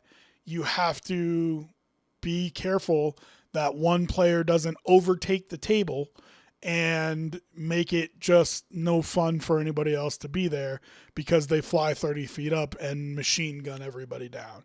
So I do understand your DM wanting to put a lid on it, but also, again, like this comment we just had, feels like maybe they didn't do it in the best way. On the flip side of that, to your DM's defense, there are monsters that have more of an ability to fly and attack than a PC would. So to say, if you say that for PCs, you have to apply that to all your monsters. I feel like that's because the DM treated the players poorly. Now the players are trying to treat the DM poorly. And I would rather alleviate that by having the DM not treat the players poorly to start off with. But it's not necessarily true, right? Like a dragon knows how to fly and attack. You at level 2 with your brand new wings might not be so adept at floating around, flying, and attacking. The way that I would say it to you at the table is, well, I can teach you how to shoot a gun, but then teaching you how to shoot a gun while running is a different skill set that you have to learn how to do. And so what I would probably do is say, okay, so while you're flying, you can fly normally and you can make checks while you're flying. And I think I'd allow that to be regular. But if you make attacks while you're flying, it's going to be at disadvantage because you're not used to it yet. And until you get a few levels worth of flying and attacking in, just like you can go to the gun range and do, like the run throughs where you're moving, reloading, attacking, you'll get better at it with practice. So, yeah, I mean, it would be an interesting thing to adjudicate, but I wouldn't necessarily blame him for being like, no, a dragon has been doing this for 200 years, and so they know how to attack and fly. I would just tell them not to be so harsh to the players to start off with, because you're going to put yourself in a mindset where like you're adversarial to the players, and that's not good for them, and that's not good for you. So, all right, next one here. Advice needed from Fun Radish 7610. I like Fun Radish. Okay, here we go. I have a player who keeps refusing to elaborate on his backstory, tries to be the main character, and at the end of my last session took up 40 minutes straight of roleplay on his own, attempting to force his backstory into an already established lore of the world, but contradicting it. I enjoy writing lore of worlds and having others piece it together, which is why I DM. Feel that? I think most DMs do. And I always work with my player to make sure their backstory fits into the world I've created so we can all feel more connected.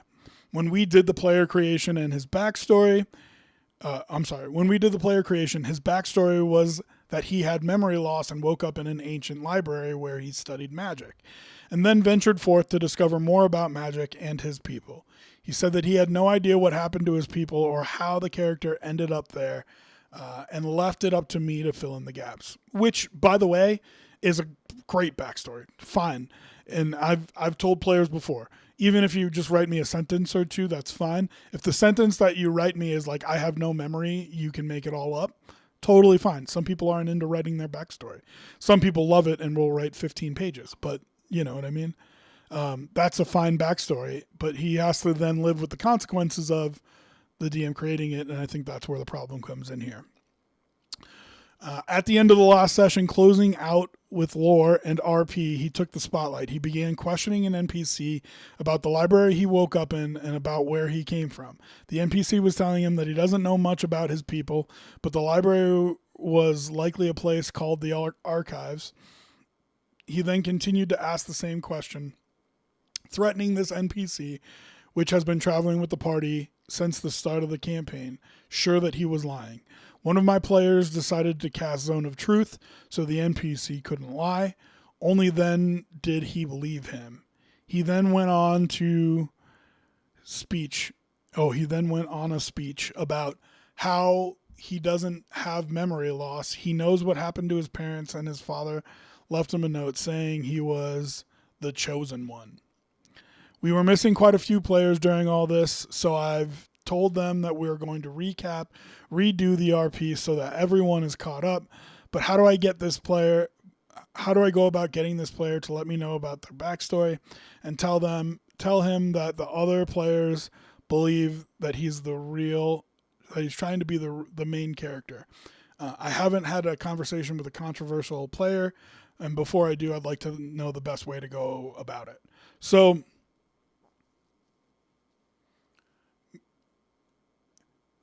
there's two things to say about this. Every player wants to be a main character. That's okay. That's what D&D is for.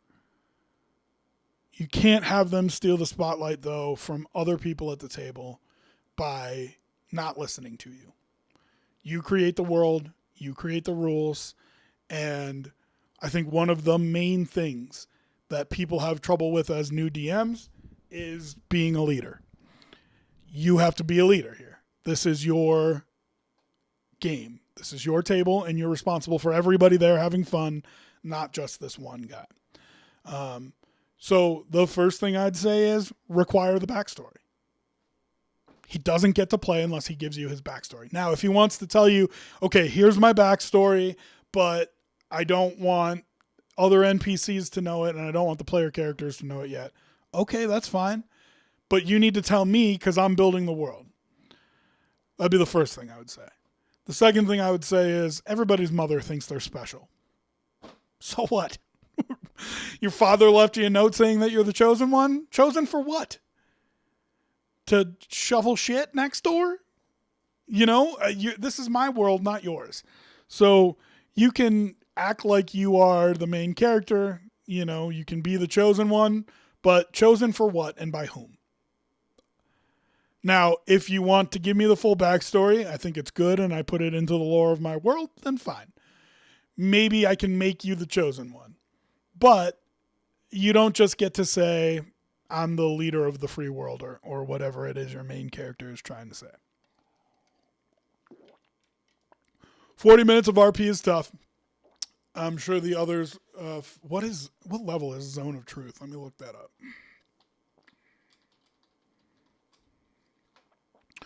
Because it feels like this is maybe a little bit later in the campaign if they're casting Zone of Truth. What level is it? Second level? Okay.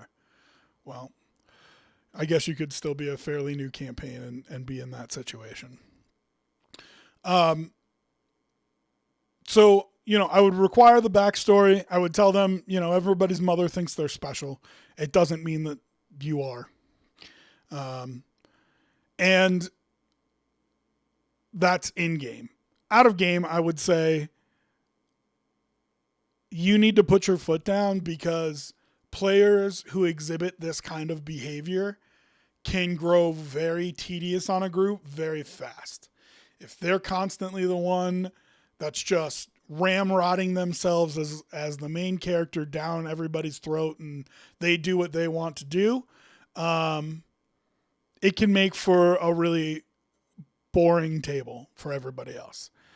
And it made me think of Critical Role Season 1 and the character who just happens not to be around anymore. So Tiberius Stormwind was his name, and it's a great example of a character trying so hard to make it about themselves and be the everything and do everything that it sucks the fun out of the group. And, they've never talked about what happened with Tiberius, but they told him they couldn't play anymore. And you need to make sure that this character with main character syndrome doesn't get to that point.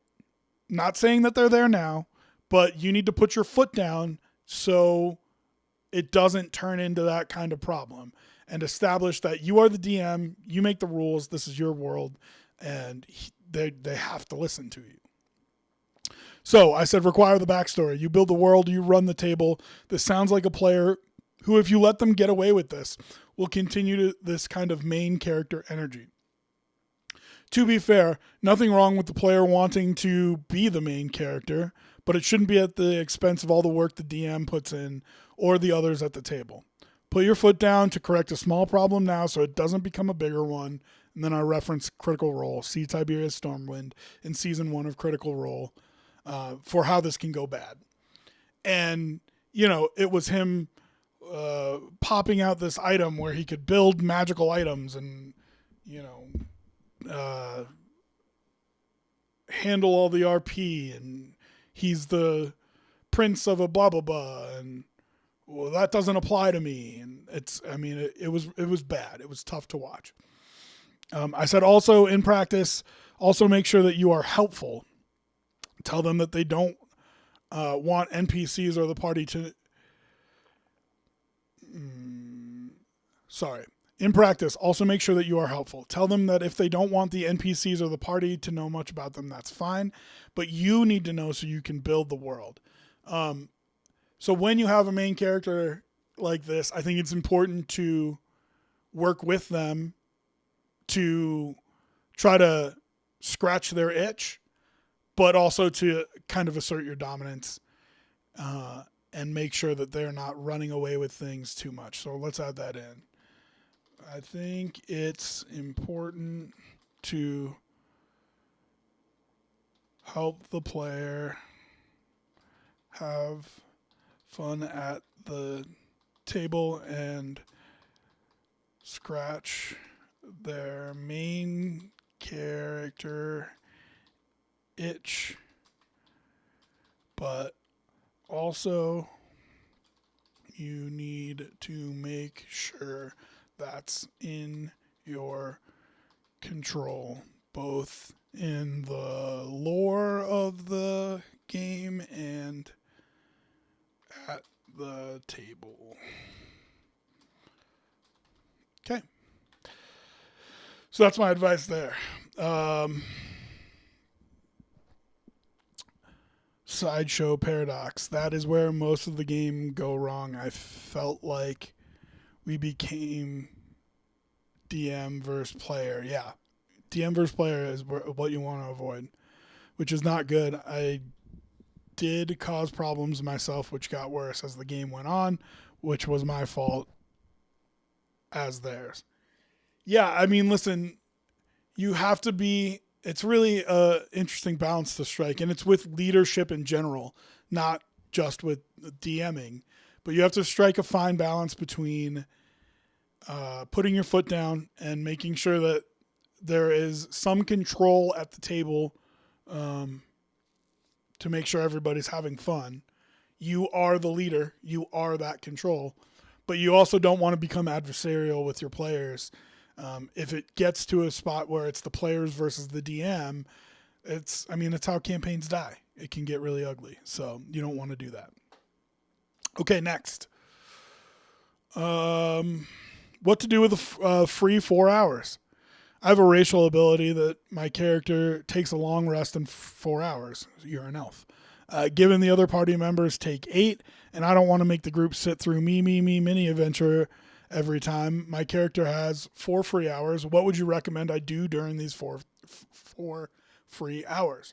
Roleplay things aside, I would like those hours to be functionally useful without taking up too much RP time. It's a great question. It's something that I did with one of my players, and I loved it, and I would always recommend this at the table, but I've only run it once. But I would say that this is maybe my favorite answer. Learn a skill, tool, or a language in your downtime. I had a player roll a d20 every night to practice learning Elvish. It was an int roll. If they got over 10, they got 1%. If they got under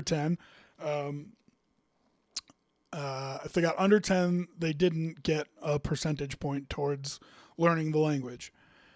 Crits were worth even more. They kept track of the percentage of the language that they could speak. At 30%, I said that they could communicate ideas. At 50%, speak it brokenly. At 80%, they could have conversations, and 100% was fluid. You could do this with languages, tools, kits, instruments, skills. It doesn't take up any time at the table in terms of role play, and it's just a role, but it can be useful and helpful to you in game. Check with your DM. I had a lot of fun with that. He kept track of it every time, and he had to remember to do it. Just like if you were home on a Saturday, you have to remember to study your Elvish. But, he ended up getting to, I think it was like 35%. So I said that he could kind of brokenly communicate ideas with people. But, if your DM would let you do that to become proficient in a skill or a language or a tool or a kit or an instrument, it can have an impact on the game, but is just a quick roll that you make and doesn't require any role play.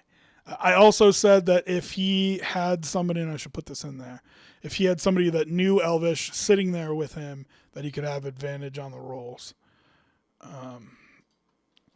And if he had someone who spoke it there to help him, could make the roll at advantage.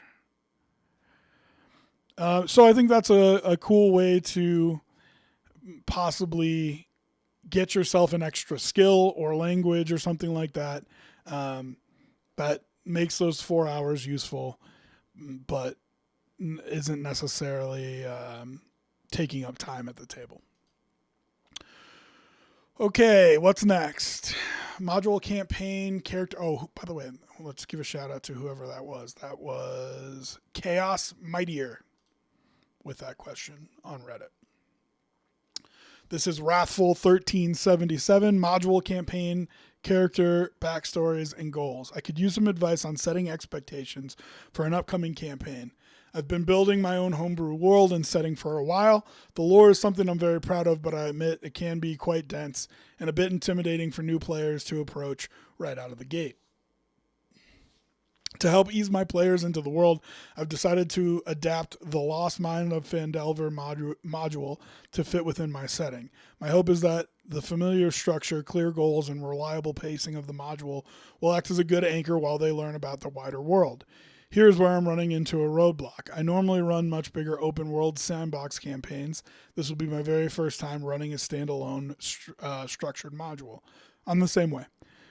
Because Lost Mines of Phandelver is relatively short and focused, I want to strike the right balance during character creation. My main question is, how much character backstory and or personal goals should I be looking for from potential players? I want them to feel grounded in my homebrew world, but I also don't want them writing 10-page epics for a focused adventure, nor do I want personal quests completely derailing the pace of the module. Any advice on balancing deep homebrew lore with a structured module, or tips on what to ask during session 0 would be hugely appreciated. And I said it here, the first thing I'd say is some of your players are going to write 10 pages. It's just what, like, you like building the lore of the world. Some people just like writing 10 pages about their character. Let them. Don't take away their joy. Let them have fun. If that's what they enjoy doing, let them do it. And I put that's okay here.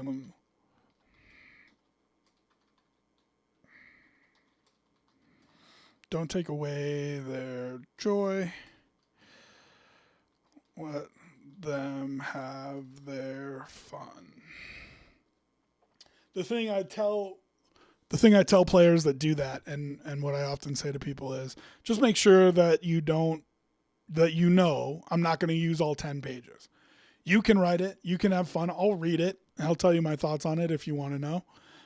But just know that I'm going to go through and pick out specific things that I want to use to connect your backstory to my world. And let them know that before they write the 10 pages so they don't feel like they wasted a bunch of time. And then if they want to write it anyway, let them write it anyway. I mean, what does it matter? You know what I mean? I would say that at character creation, ask for the full backstory. But it doesn't mean you need to tie it into Lost Mines of Phandelver. Like, that module will run itself. But as you're running that module, you can find ways to introduce elements of their backstory and link it to the wider world. And that would be my quick answer to that. If you know what threads you want to pull on from their backstory, you should be able to weave it in during, I think it's like a 4-session module for Lost Mines of Phandelver, depending on how much time you spend. 2 to 4 sessions. So, if you run that, the module has very clearly defined goals. They can be strangers or whatever to each other. And then you just have to find ways to take pieces of the backstory and weave it in as they're completing Lost Mines of Phandelver so they have somewhere to go afterwards. But I would ask for the full backstory and just pick and choose what you want. So I said some of your players are going to write 10 pages. That's okay. Don't take away their joy. Let them have their fun. Just make sure that they know that you won't use all 10 pages. But just like you liked building your homebrewed world, they might like writing their lore. That said, I don't think you need a way to force them into doing their task for Lost Mines of Phandelver. The module runs itself. But while you're running it, you can pick threads from their backstory and try to attach them to your homebrew world. As the module progresses. Things that you choose to pull from the backstory. And not the entirety of it.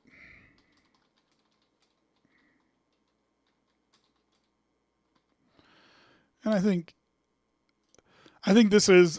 this sounds like a really competent DM. I'm going to be honest with you. I may be wrong, but it sounds like a competent DM. And so it sounds like somebody who's more inside their own head than they need to be. They sound like somebody who's concerned about, overly concerned about making this epic storyline when they are probably doing enough without worrying about that. It's always the people who are worried about it, who, because you're thinking about it, you do a good job of it. So I would say just run the module, make sure that you're putting hints and clues and secrets and threads from your homebrew world into Lost Mines of Phandelver as you're running it. But then, when it's over, just transition to your campaign. You'll be able to do it. Okay, last one here. Decision paralysis. hey, I've DM'd before, usually one-shots or preset settings. I've made a world, but I think I've made it too big, and now I'm having paralysis on where to start and what kind of story to tell, or screw it. Should I or screw it. He's got an extra if in there. Or screw it. I should just start a new world. Does anyone have advice on sitting down and sticking to one idea? I wrote, pick one location, pick one person, build your story. Steal plot lines if you must, but don't move out of your own world. It's that work that you've done, that depth of knowledge of the setting will make your world feel real to your players. I want to add something to this. Pick an end point. They want to fight a dragon. Pick a villain. Dragon. Decide how the villain will accomplish its goals. Remember, every villain is justified in their own mind.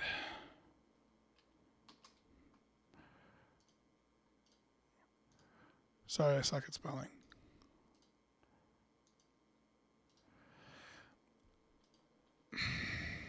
Then work backwards to give them attainable goals, like killing a lieutenant midway through, or items or need to get to destroy the villain. Then you have your framework and can build in detail the first couple settings.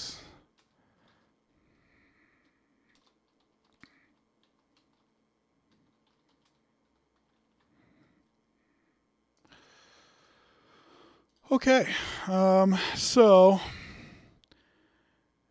this to me, another DM that sounds like he's in his own head. If you built the whole world already, you're good to go, man. Like, that's the most important part to me. If you have your entire setting built, it's going to feel a lot richer and fuller when the people are interacting with that world, because anything that they ask about, you're going to have an answer for. It's going to feel a lot more like real life. So I absolutely don't think you should start a new world and start over. Just pick one location, pick one person, and build your story.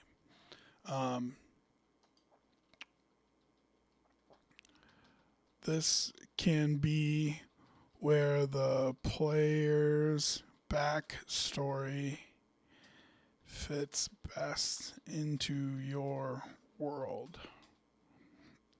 So, pick one location and one person, build your story. This can be where the player's backstory fits best into your world. Pick an endpoint, they want to fight a dragon. Pick a villain, the dragon. Decide how the villain will accomplish its goals.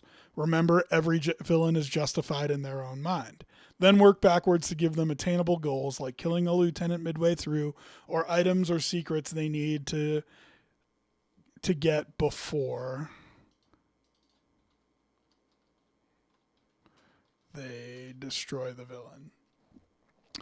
Then you have your framework and can build in detail the first couple of, I said settings, I meant sessions. Steal plot lines for motivations of your villain for the motivations of your villain. Steal plot lines for the motivations of your villain if you must, but don't move out of your world. It's the work that you've done, that depth and knowledge of the setting, that will make your world feel real to your players. So I'm a homebrew world kind of guy, but like if you're going to run something in Eberron or Faerun or whatever, just know it really well. So when somebody says like, oh, well, where would I go if I was trying to find the clerics of Maliki? You know what I mean? Like, oh, okay, well, probably a forest town. So Worms Crossing, I think, is one of them, right? So let's go to Worms Crossing and see if they know where to find clerics of Maliki. But you have to know the setting to be able to say that to him. So I like homebrew worlds because if you built the whole thing, then you know where that is. And it makes the world feel richer and fuller when people are talking to you about it. So absolutely, I would not tell this person to start a new world or get rid of it. The fact that you have so much is a good thing, not a bad thing. Just need to pick one location and one person to focus on. What is that person's motivation? Are they even a villain? What is that person's motivation, and why do the characters care about stopping them? That's all. That's all it comes down to. And you can do that in any location, but I think the easiest way to do that is ask the characters for their backstory and then build it around that. The easiest way to build it around it is put them in your world where it makes most sense for their backstory to happen. So I had talked about my old campaign earlier when we were talking about GM prepping. 2 of them were elves. So I put them where the elves are in my world, in the elven homeland. And it just made sense to start there because that's what they wanted to do. And so that's where I built my storyline from. That's how I picked my location and picked their person. And then I built a story from that. I think, like I said, when we were talking about GM prep, the most important thing, and by the way, if you're watching this on VOD, the GM prep should be up as well. If this one is up, the GM prep should already be up. You can go back and watch that video. But I think the most important thing is to give them attainable goals along the way. And so, in this example, I said they want to fight a dragon. You pick the villain, a dragon. Well, they're not going to be able to fight a dragon right away. So you have to give them stuff that they can accomplish along the way, including fighting a lieutenant or finding out secrets or getting magic items or gaining allies. You have to give them those things to do along the road so it feels like they're accomplishing something. So, same thing as the past couple of DMs, feels like in their own head. And generally that means that they're going to be just fine. Don't worry too much about it. Start building it. And remember, it's a collaborative storytelling process. You know what I mean? So start telling the story and have your players help you. And at the beginning, that's asking for their backstory. And then you kind of go through and you put it all together and write your story.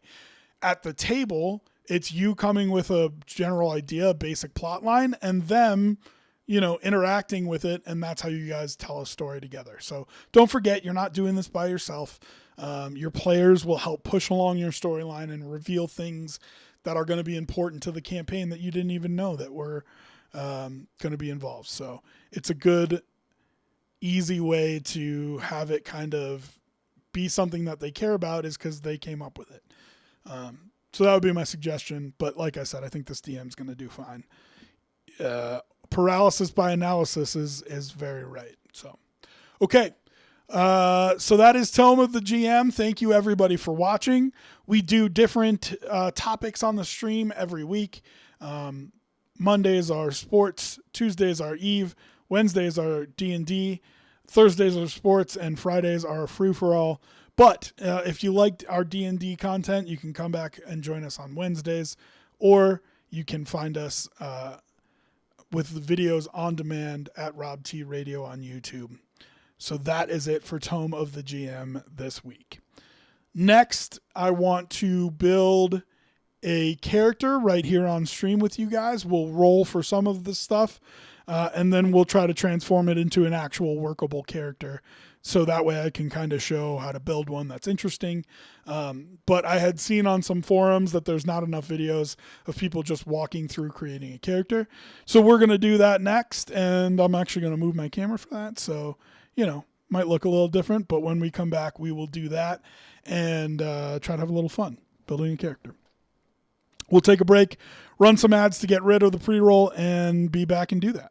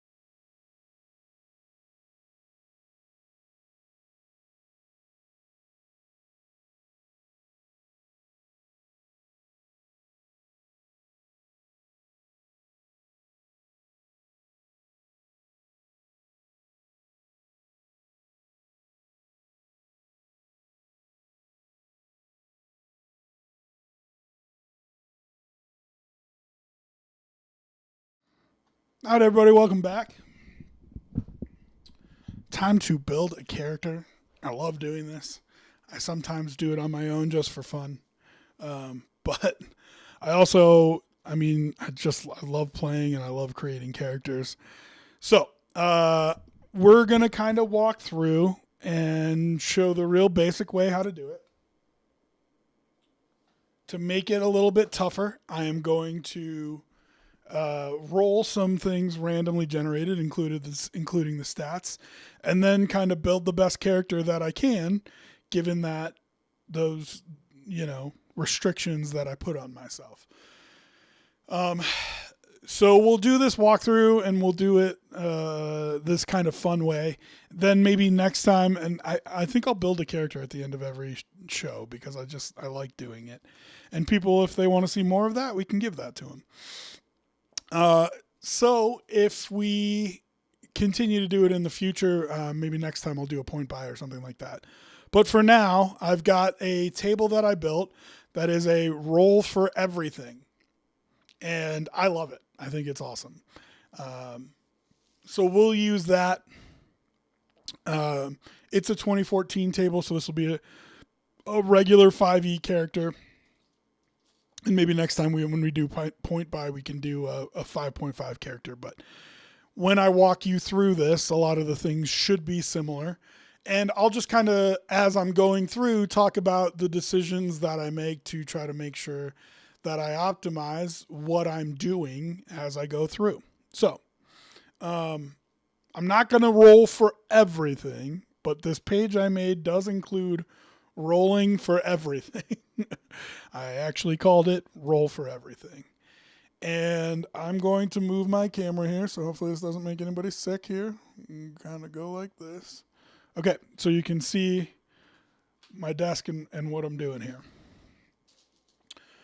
All right, so the first thing that I'm going to do, and I wouldn't suggest that this is the first thing that you're going to do if you're going to generate a character you want, but if you're going to generate a character you want, generally you're going to know what that race is and what that class is. For me, I don't know what that race is or what that class is, so I'm going to roll for them. But this is essentially like you being like, well, I want to play an elf wizard. Okay, you want to play an elf wizard. Then we'll go through and show you how to make the character. Instead of me just knowing what I want to do, I'm going to roll for it. So our first roll is, if you look at the B column here, I'm going to use this. So I've got two different tables here. The A column is an overview of all the races, and you would roll one die to figure out what your number is, and next, it's not important. There's 40 of them there that you could possibly roll into. But that makes every race as likely to be rolled as any other. And I think what you should do when you roll, when you try to randomize it, is that you should have the more common races be the more common outcomes. So I actually like rolling on my column B, which is a D12, which is what I've got here. Can we see? Yep. D12 is what I got here. And there are 3 that say roll on the next table, and the next table has all the monster and weird races. And the current table, it includes, all the regular normal races that are, I think they're all in all these are in the player's handbook. So the player's handbook races are in table B, and then there's 3 opportunities that say, hey, instead of rolling on this table, roll on the next table. And that way you get one of the rarer races. So we're going to start and see what we get here. Can you guys see that? Yeah. So 8. So 8 is a halfling. Okay, so I'm going to play a halfling. And then the second thing I'm going to roll is my class. And that is, so it's 13, but I hate Artificer. So I normally just roll a D12 and we go 1 through 12 from Barbarian all the way down to Wizard. So this will be a plus, this roll plus 1 essentially. So 12. So a halfling wizard is what I'm going to build. So, love that. That'll be fun.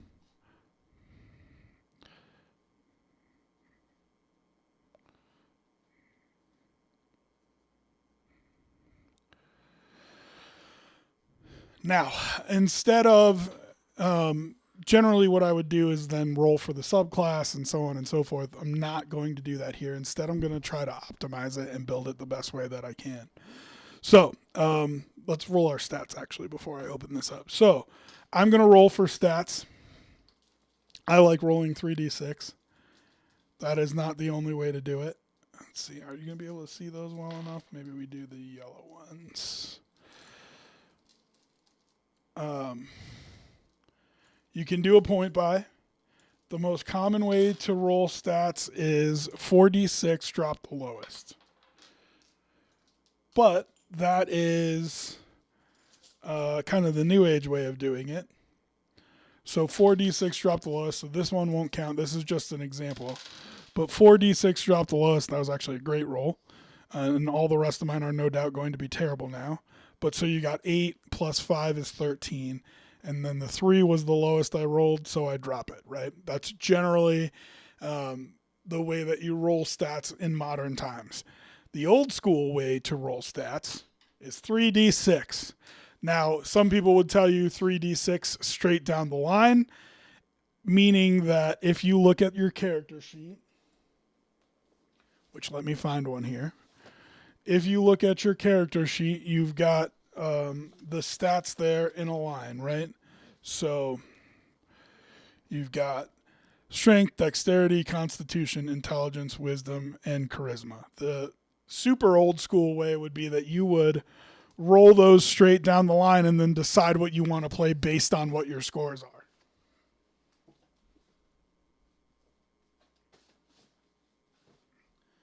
The more modern way is to allow people to play classes that they want to play and not just classes that their stats work for, is to let them assign those numbers once they roll them. So that's what we're going to do.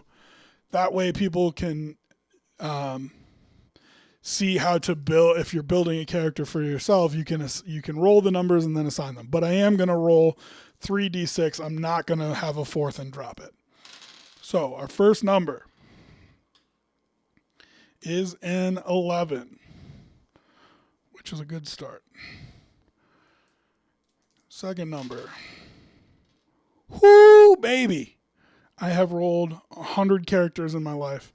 I don't think on a 3d6 I've ever rolled 3 6s for an 18 score. So that's awesome. I feel like that's a little bit hard to read. Maybe we want to go with something thicker. Hold on here.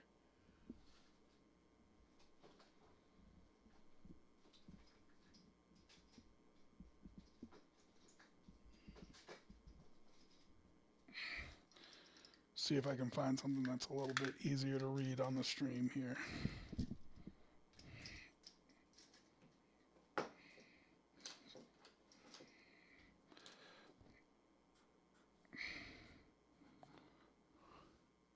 Yeah, that's better.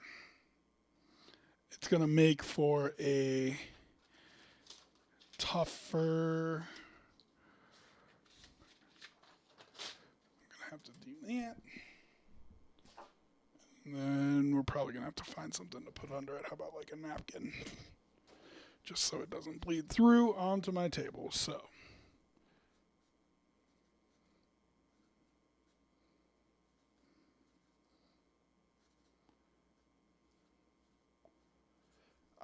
when rolling for a character, I don't think I've ever rolled 3d6 and gotten 18. So that is awesome.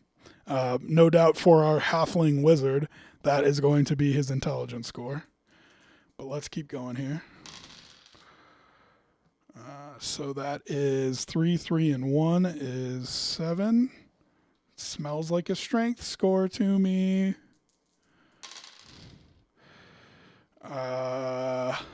5, 4, and 1 is 10.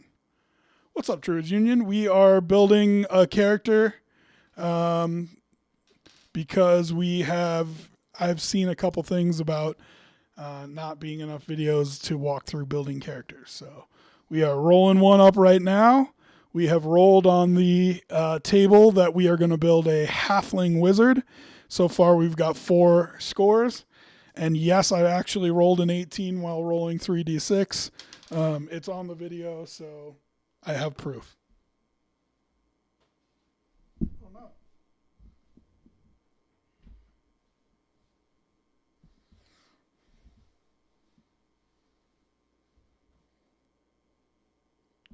Found it. Sorry, dropped one of my die. Okay. So I've got an 11, an 18, a 7, a 10. Another 11. Man, this is turning out pretty well.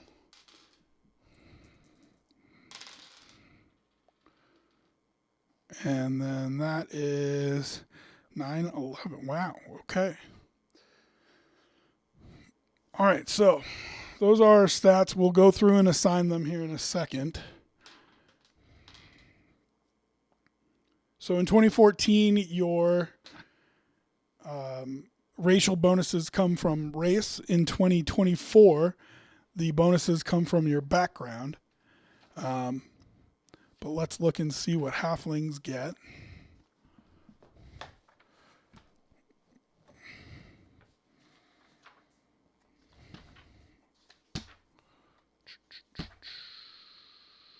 Oh, too far. Where are they?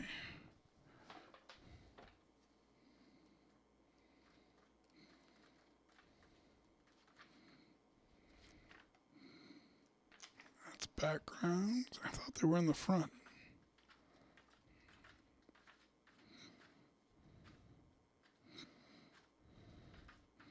Yeah, there we go.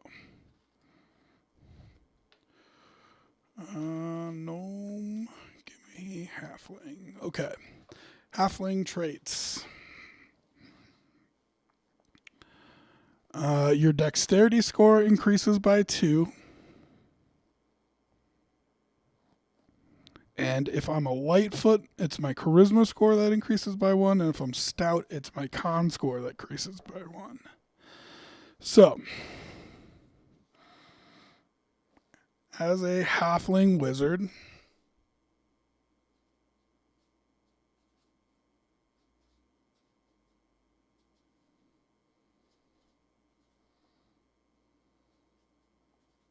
I want my best score to be my int, no doubt.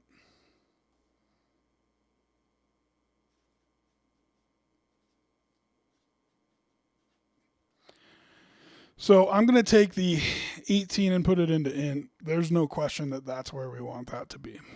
I wonder if I can switch this so it's not backwards for you guys. I don't think there's a way for me to do that.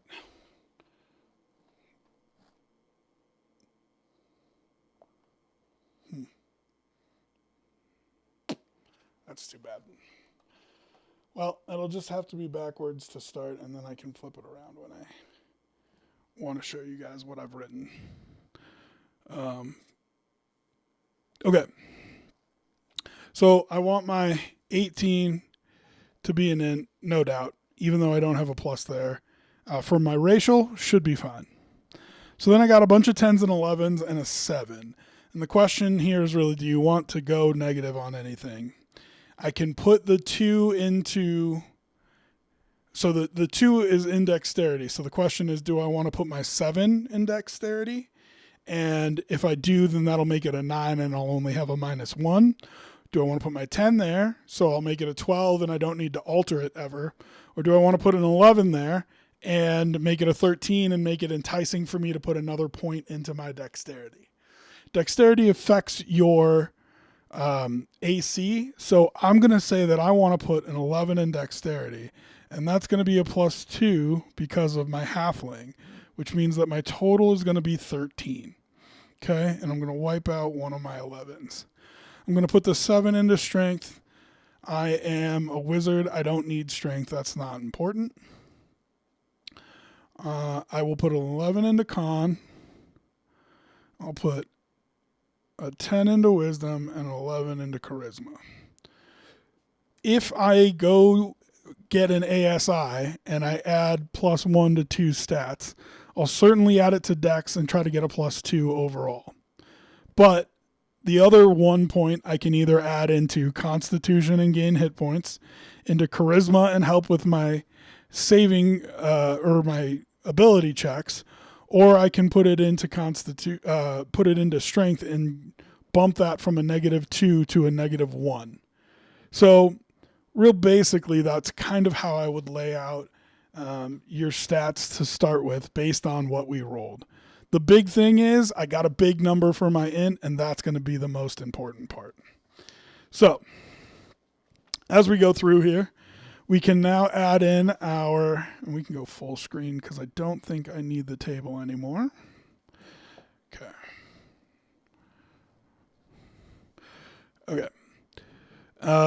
We can add in our halfling traits. They are not super important, but it's just so we don't have to flip back here at some point.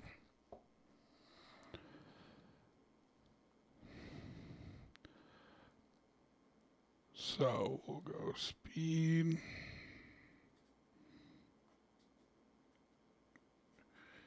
Initiative, AC, and HP. Our speed is going to be 25 feet. We get the feature lucky.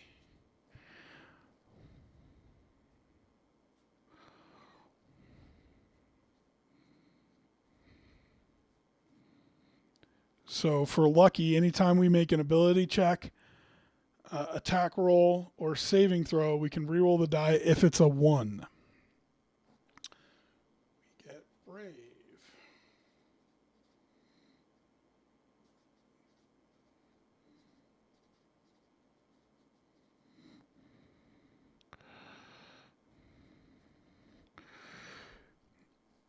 So brave is halflings get advantage on saving throws against being frightened.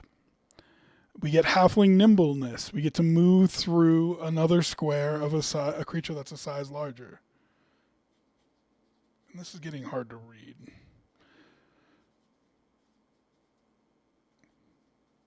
I had another character sheet. But maybe I'll try to find a good online one for next time to make it a little bit easier to read. As a stout halfling, our con score increases by 1. Our dexterity score increases by 2. And then we have stout resilience. We have advantage on saving throws against poison and resistance to poison damage. So we'll put stout resilience on there.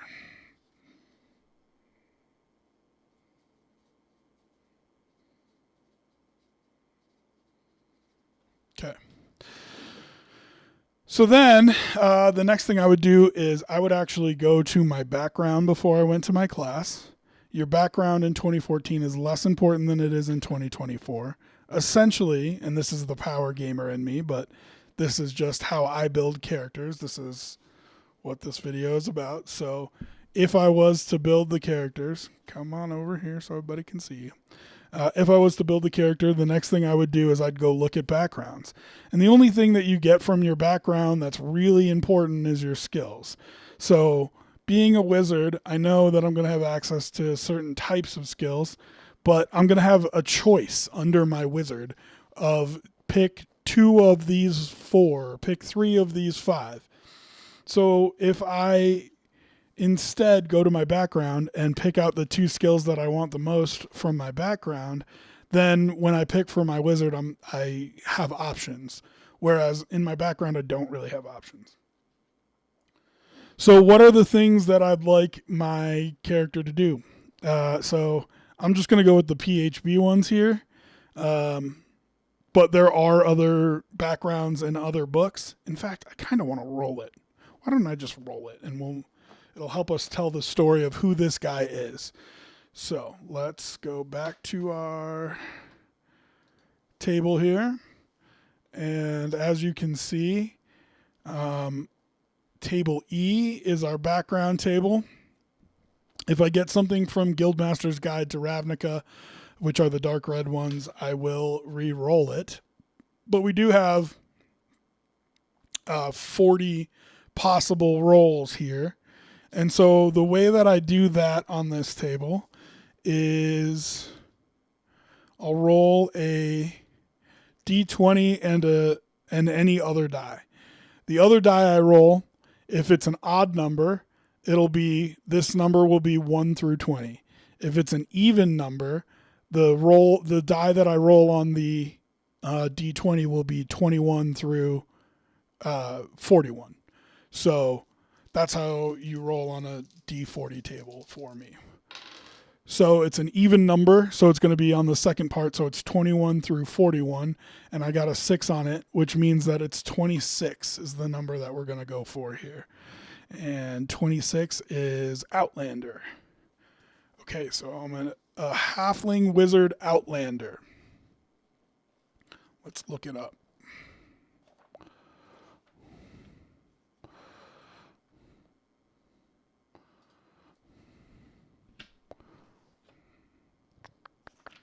Criminal, Guild Artisan, Outlander. Okay. So, my skills that I get are terrible. Athletics.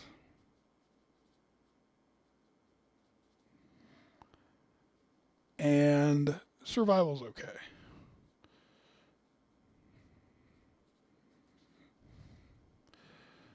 The other things that I get are one type of musical instrument, a language that is of your choice, and equipment, which we could write down all later, but the most important thing is I do get a staff, so that can go under my weapons.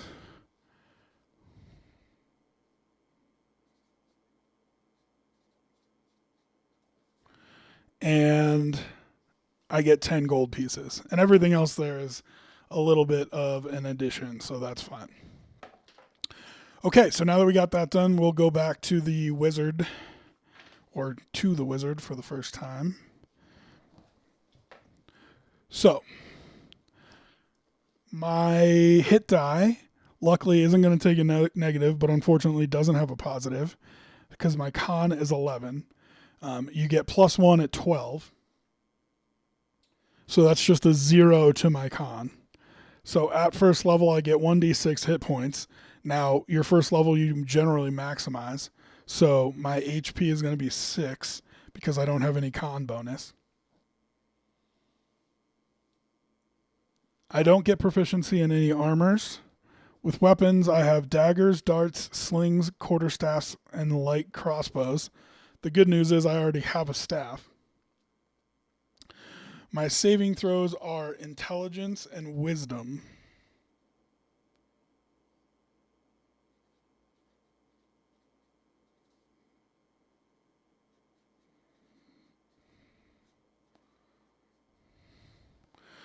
Okay.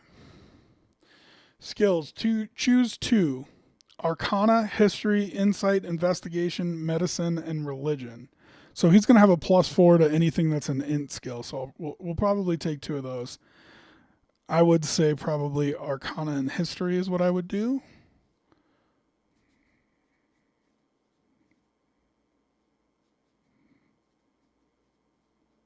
So my 4 skills are Athletics, Survival, Arcana, and History. My saves are Intelligence and Wisdom. We'll get to that table in just a minute. The starting equipment, a quarterstaff or a dagger. Since I already have a staff, I'm going to take a dagger. And this is why it's important to do your background first. Your background gives you stuff, but it doesn't give you choices most of the time. Your class gives you choices. So I got a staff from my background. I don't need to take another staff. I don't need 2 staffs. So instead, I'll take a dagger, and that way I have a staff and a dagger. We'll take the arcane focus, but we don't really need to write that down. And let's take a scholar pack.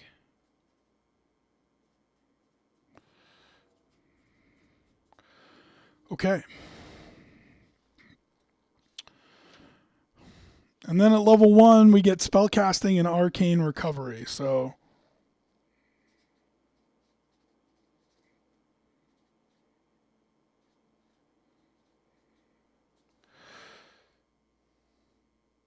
Arcane Recovery allows us to regain spell slots.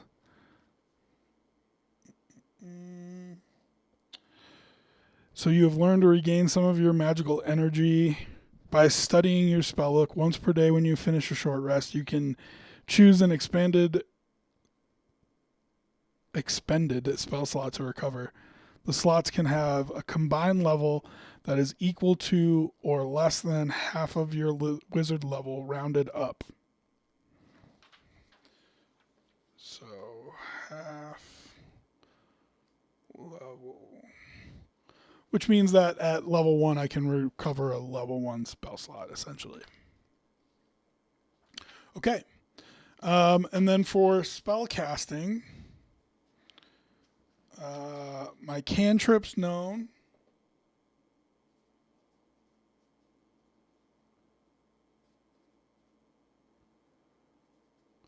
are 3. And I get 2 slots first level.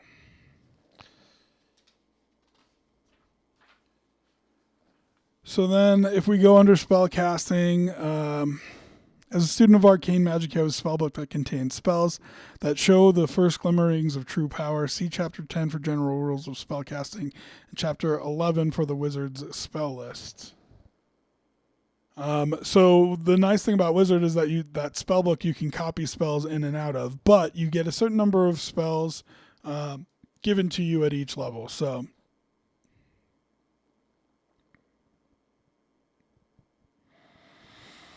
just trying to see how many wizard spells I get here. Equal to your intelligence modifier plus your wizard level, minimum of 1 spell.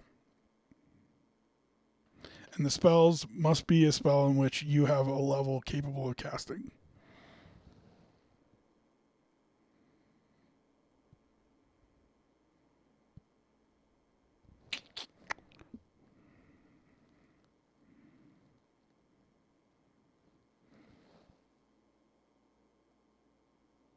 Yes. But how many spells do I get at each level?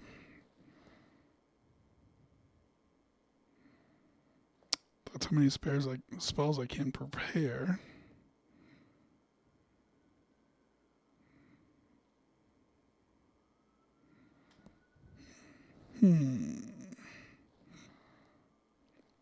Learning spells at first level and higher. Each time you gain a wizard level, you can add 2 wizard spells of your choice to your spellbook. Each of these must be a level for which you have spell slots, as shown on the wizard table. Okay, so I get to learn 2 spells at first level. Unfortunately, or fortunately, I can prepare 5 spells, but I only get to pick 2. So let's go to the wizard level here. Or the wizard spell list. And you can go through and read all these if you're creating a character for the first time, but I've got a pretty good idea on them. So the 2 spells that I'm going to take at first level, and remember I can only cast 2 spells a day. So I think it's going to be important that those spells are really powerful. So I'm going to take Sleep, which is a great low-level spell.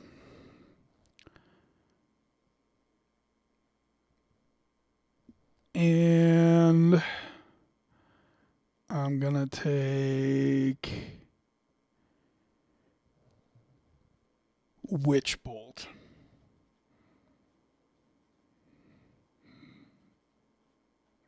So I'm going to take Sleep because its effectiveness is done by the number of hit points that characters have. And at level 1, you might be able to affect a whole lot of characters because their hit points are going to be low. But that's going to be a spell that's probably only going to be useful for me for a couple levels. But given that I'm a level 1 spellcaster, that would be where I would start. The other spell I'm going to take is Witch Bolt. The reason that I pick Witch Bolt is because once you cast it, if you're concentrating on it, you can continue to use Witch Bolt to do 1d12 damage every turn. And so It's one of those spells that even though you cast it once, it lasts for a longer period of time. And being that I only get to cast 2 spells, it's a good way to have continued damage from the spell, even though I've already cast all my spells.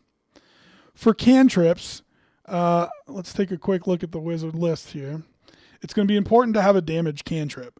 At these low levels, because you're not going to be able to cast too many spells, you're going to want to have a cantrip that you can rely on when it comes to doing damage. Halflings also don't have dark vision, so I'm going to want some sort of light spell. And I'm probably going to want a melee spell, something to either do damage in melee or help me in melee, just in case somebody runs up on me and I can't cast a ranged spell without being at disadvantage. So I'm going to take light, and I don't really have room, and I don't want to write it on here. So I'm just going to, let's put it here. Going to take light as my cantrip so I can light something up and can see. For my ranged damage cantrip, I'm going to take Firebolt. That one does the most damage as a range. And then for my melee one, I'm going to take Shocking Grasp. And that way, if somebody's in melee range of me, I can hit them with it. I didn't take Mage Armor. Do I want to do that instead of Witch Bolt? Yeah, let's do that. I'm going to change Witch Bolt and take Mage Armor. It lasts for a long period of time, and it'll make my AC, I believe it's 13 plus Dex. So I've got a +1 to my Dex that'll give me a 14 AC. So MA, and let's just make sure I have that right here. But my AC should be 14. And then when I don't have it, it's just going to be 10 plus my Dex, which will be 11. But Mage Armor lasts 8 hours, so I should, before I get into any trouble, be able to put it on and then have it the whole time.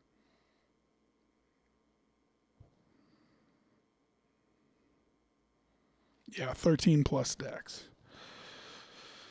So Mage Armor will be 14, and then 10 will be regular. And then my initiative is just my Dexterity bonus. I don't have anything else to buff it, so my initiative is +1. So there's our little guy right there. And then what I like to do is you got to name the character. You can't build a character and not name it.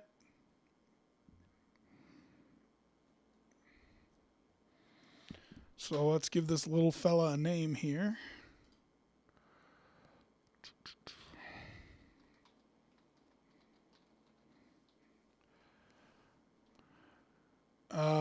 And again, I'll give you the insight on how I like to do this. So I just go to a Google Translate page, and I think he's, let's name him a small fire. And then I just kind of go through here and I pick different languages and see if anything sounds cool for small fire. You try to pick something that's not overly complicated. Manji Pozar is kind of a cool name. But sometimes it ends up being complicated. Zhaohua.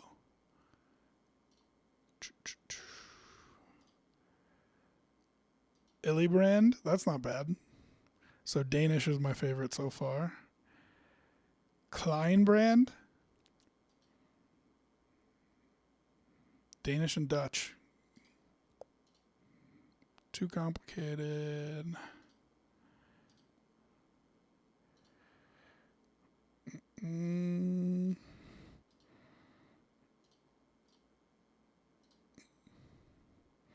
I know I'm sick that I enjoy this, right?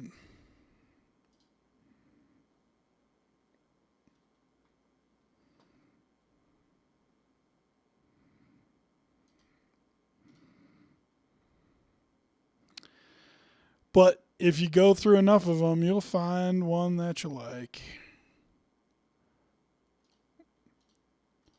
I used to do this just with Latin, but I found that expanding to other languages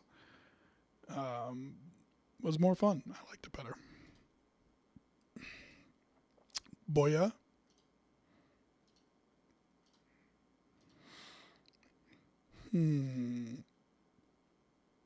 Kiss Tuz is kind of cool. But I think I like Dutch and Danish better.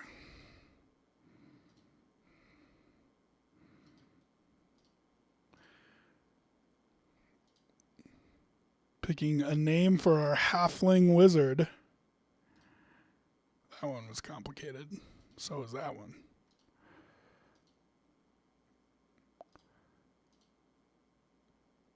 Just kind of going through, seeing what all these are.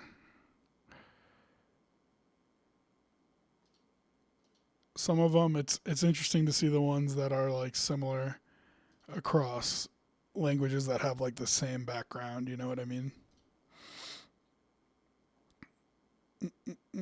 Turkish? No.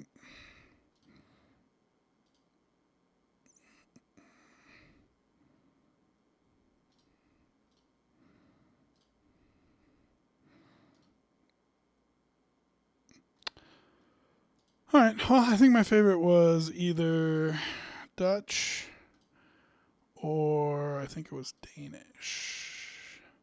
I think I like Dutch.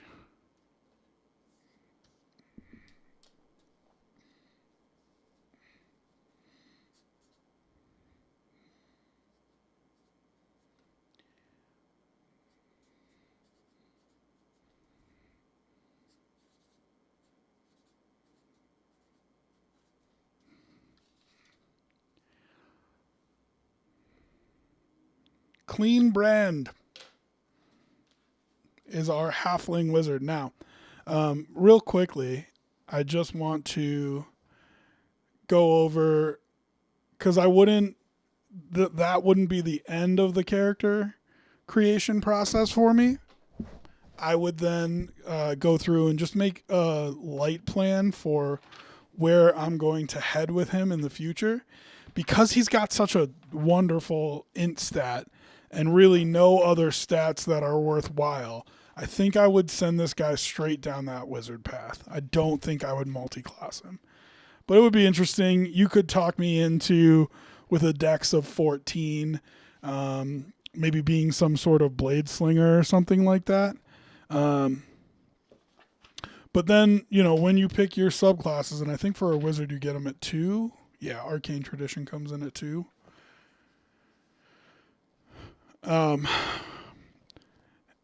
So with a high int score, I'd still probably want School of Divination. The portents that School of Divination get are so powerful. Starting at second level, when you choose this school, glimpses of the future begin to press on your awareness. When you finish a long rest, roll 2 d20s and record the numbers rolled.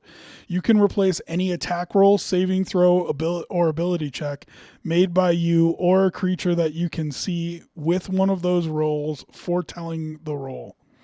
You must choose to do so before the roll, and you can replace the roll in this way only once per turn. Each foretelling roll can be used only once. When you finish a long rest, you lose any unused foretelling rolls.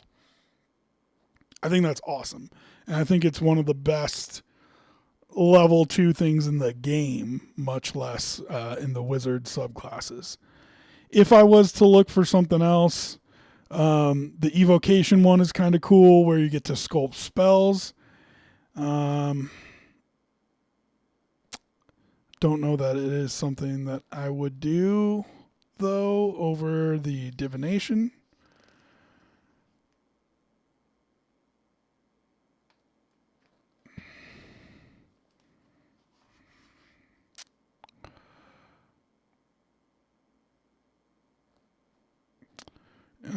I don't like the illusion one. The necromancy one is cool. You get You reap life energy from creatures you kill with your spells, which is cool, but that'd be something I did if I wanted to go maybe Blade Slinger. Well, I guess Blade Slinger would be a class of its own. If I was multi-classing, maybe the Necromancy's cool. But where's Abjuration? I felt like I liked it. Maybe I missed it. Yeah, Abjuration. So Arcane Ward is really cool. Starting at 2nd level, you weave magic around yourself for protection. When you cast an Abjuration spell at 1st level or higher, you can simultaneously use a strand of the spell's magic to create a magical ward on yourself that lasts until you finish a long rest. The ward has hit points equal to twice your wizard level plus your intelligence modifier, and this is why I was looking for this. I've already got a +4 intelligence modifier, so that's 6 HP at every level, or every time I cast an Abjuration spell. And then that'll only continue to go up. Whenever you take damage, the ward takes the damage instead. This damage reduces the ward If this damage reduces the ward to 0 hit points, you take any remaining damage. While the ward has 0 hit points, it can't absorb damage, but its magic remains. Whenever you cast an Abjuration spell 1st level or higher, the ward regains a number of hit points equal to twice the level of your spell. Once you create the ward, you can't create it again until you finish a long rest. So that's 6 extra hit points right off the bat. And with my HP only being 6, it would be a big help for Lean, yeah, because if there was no K, I would just say Lean brand. So Colleen brand, it'd be a big help to Colleen to have that extra. It would be 6 hit points at the beginning of the day, and then anytime I cast an Abjuration spell, I can refill the ward. So having that extra 6 hit points might be helpful. So at level 2, and that's actually, it would be 10 because it would be level 2 times 2 plus my intelligence modifier. So no, 8. So it'd be 8 hit points at level 2. And I think it would just help the survivability of him a lot. So that is what I would do. So I just wanted to go through building a character really quick. I'm going to do that on every stream. I'll find an online sheet that I can use to fill in. The D&D Beyond stuff is super annoying because if you don't buy the books, they don't let you put the stuff in there. So I'm going to have to find a third-party sheet where I can fill out a character sheet, and that way you guys can see it on the screen easily. But I just kind of wanted to run through character creation to give everybody, I had seen that it was annoying that content creators didn't walk through building a character. And so when new players are trying to build a character themselves, they're unable to, figure out what the next step is. And yes, the player's handbook has a quote-unquote step-by-step guide, but it's just easier to follow on YouTube videos sometimes. So we'll continue to do that at the end of every stream. I love building characters. It's like my favorite thing to do. And I like randomizing them too. Because like I said, you know what you want to play. Right? Maybe you watched Lord of the Rings and you want to play Legolas, or you watched The Witcher and you want to play like Blood Hunter would be probably more accurate, but I was thinking like Eldritch Knight or something like that. You know what I mean? Like you have an idea what you want to play. I roll it because that way we get something random and show how to maximize it, even if you don't have necessarily the best stats or the race doesn't line up with the character that you want to play. But we'll go through when we do a couple of these and build like power gamer builds as well. Next week we'll do a 5.5 character, and maybe I'll make that a power gaming build where we pick the race based on the class that we want, and same thing with the background. So that's it. We did a little bit of GM tips, some basic prep for them. We went through the Tome of the GM and answered questions that you guys had. And just finished up building a character, and we're at 3 hours. So appreciate everybody for hanging out, tuning in on a D&D Wednesday.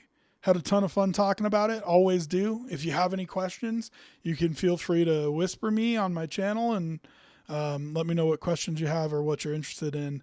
And I'll see if I can get them answered either to you directly or maybe on next week's Tome of the GM. So love you all. Appreciate you for being in here. And we'll catch you tomorrow for a Buffalo Sports Thursday. Peace, y'all.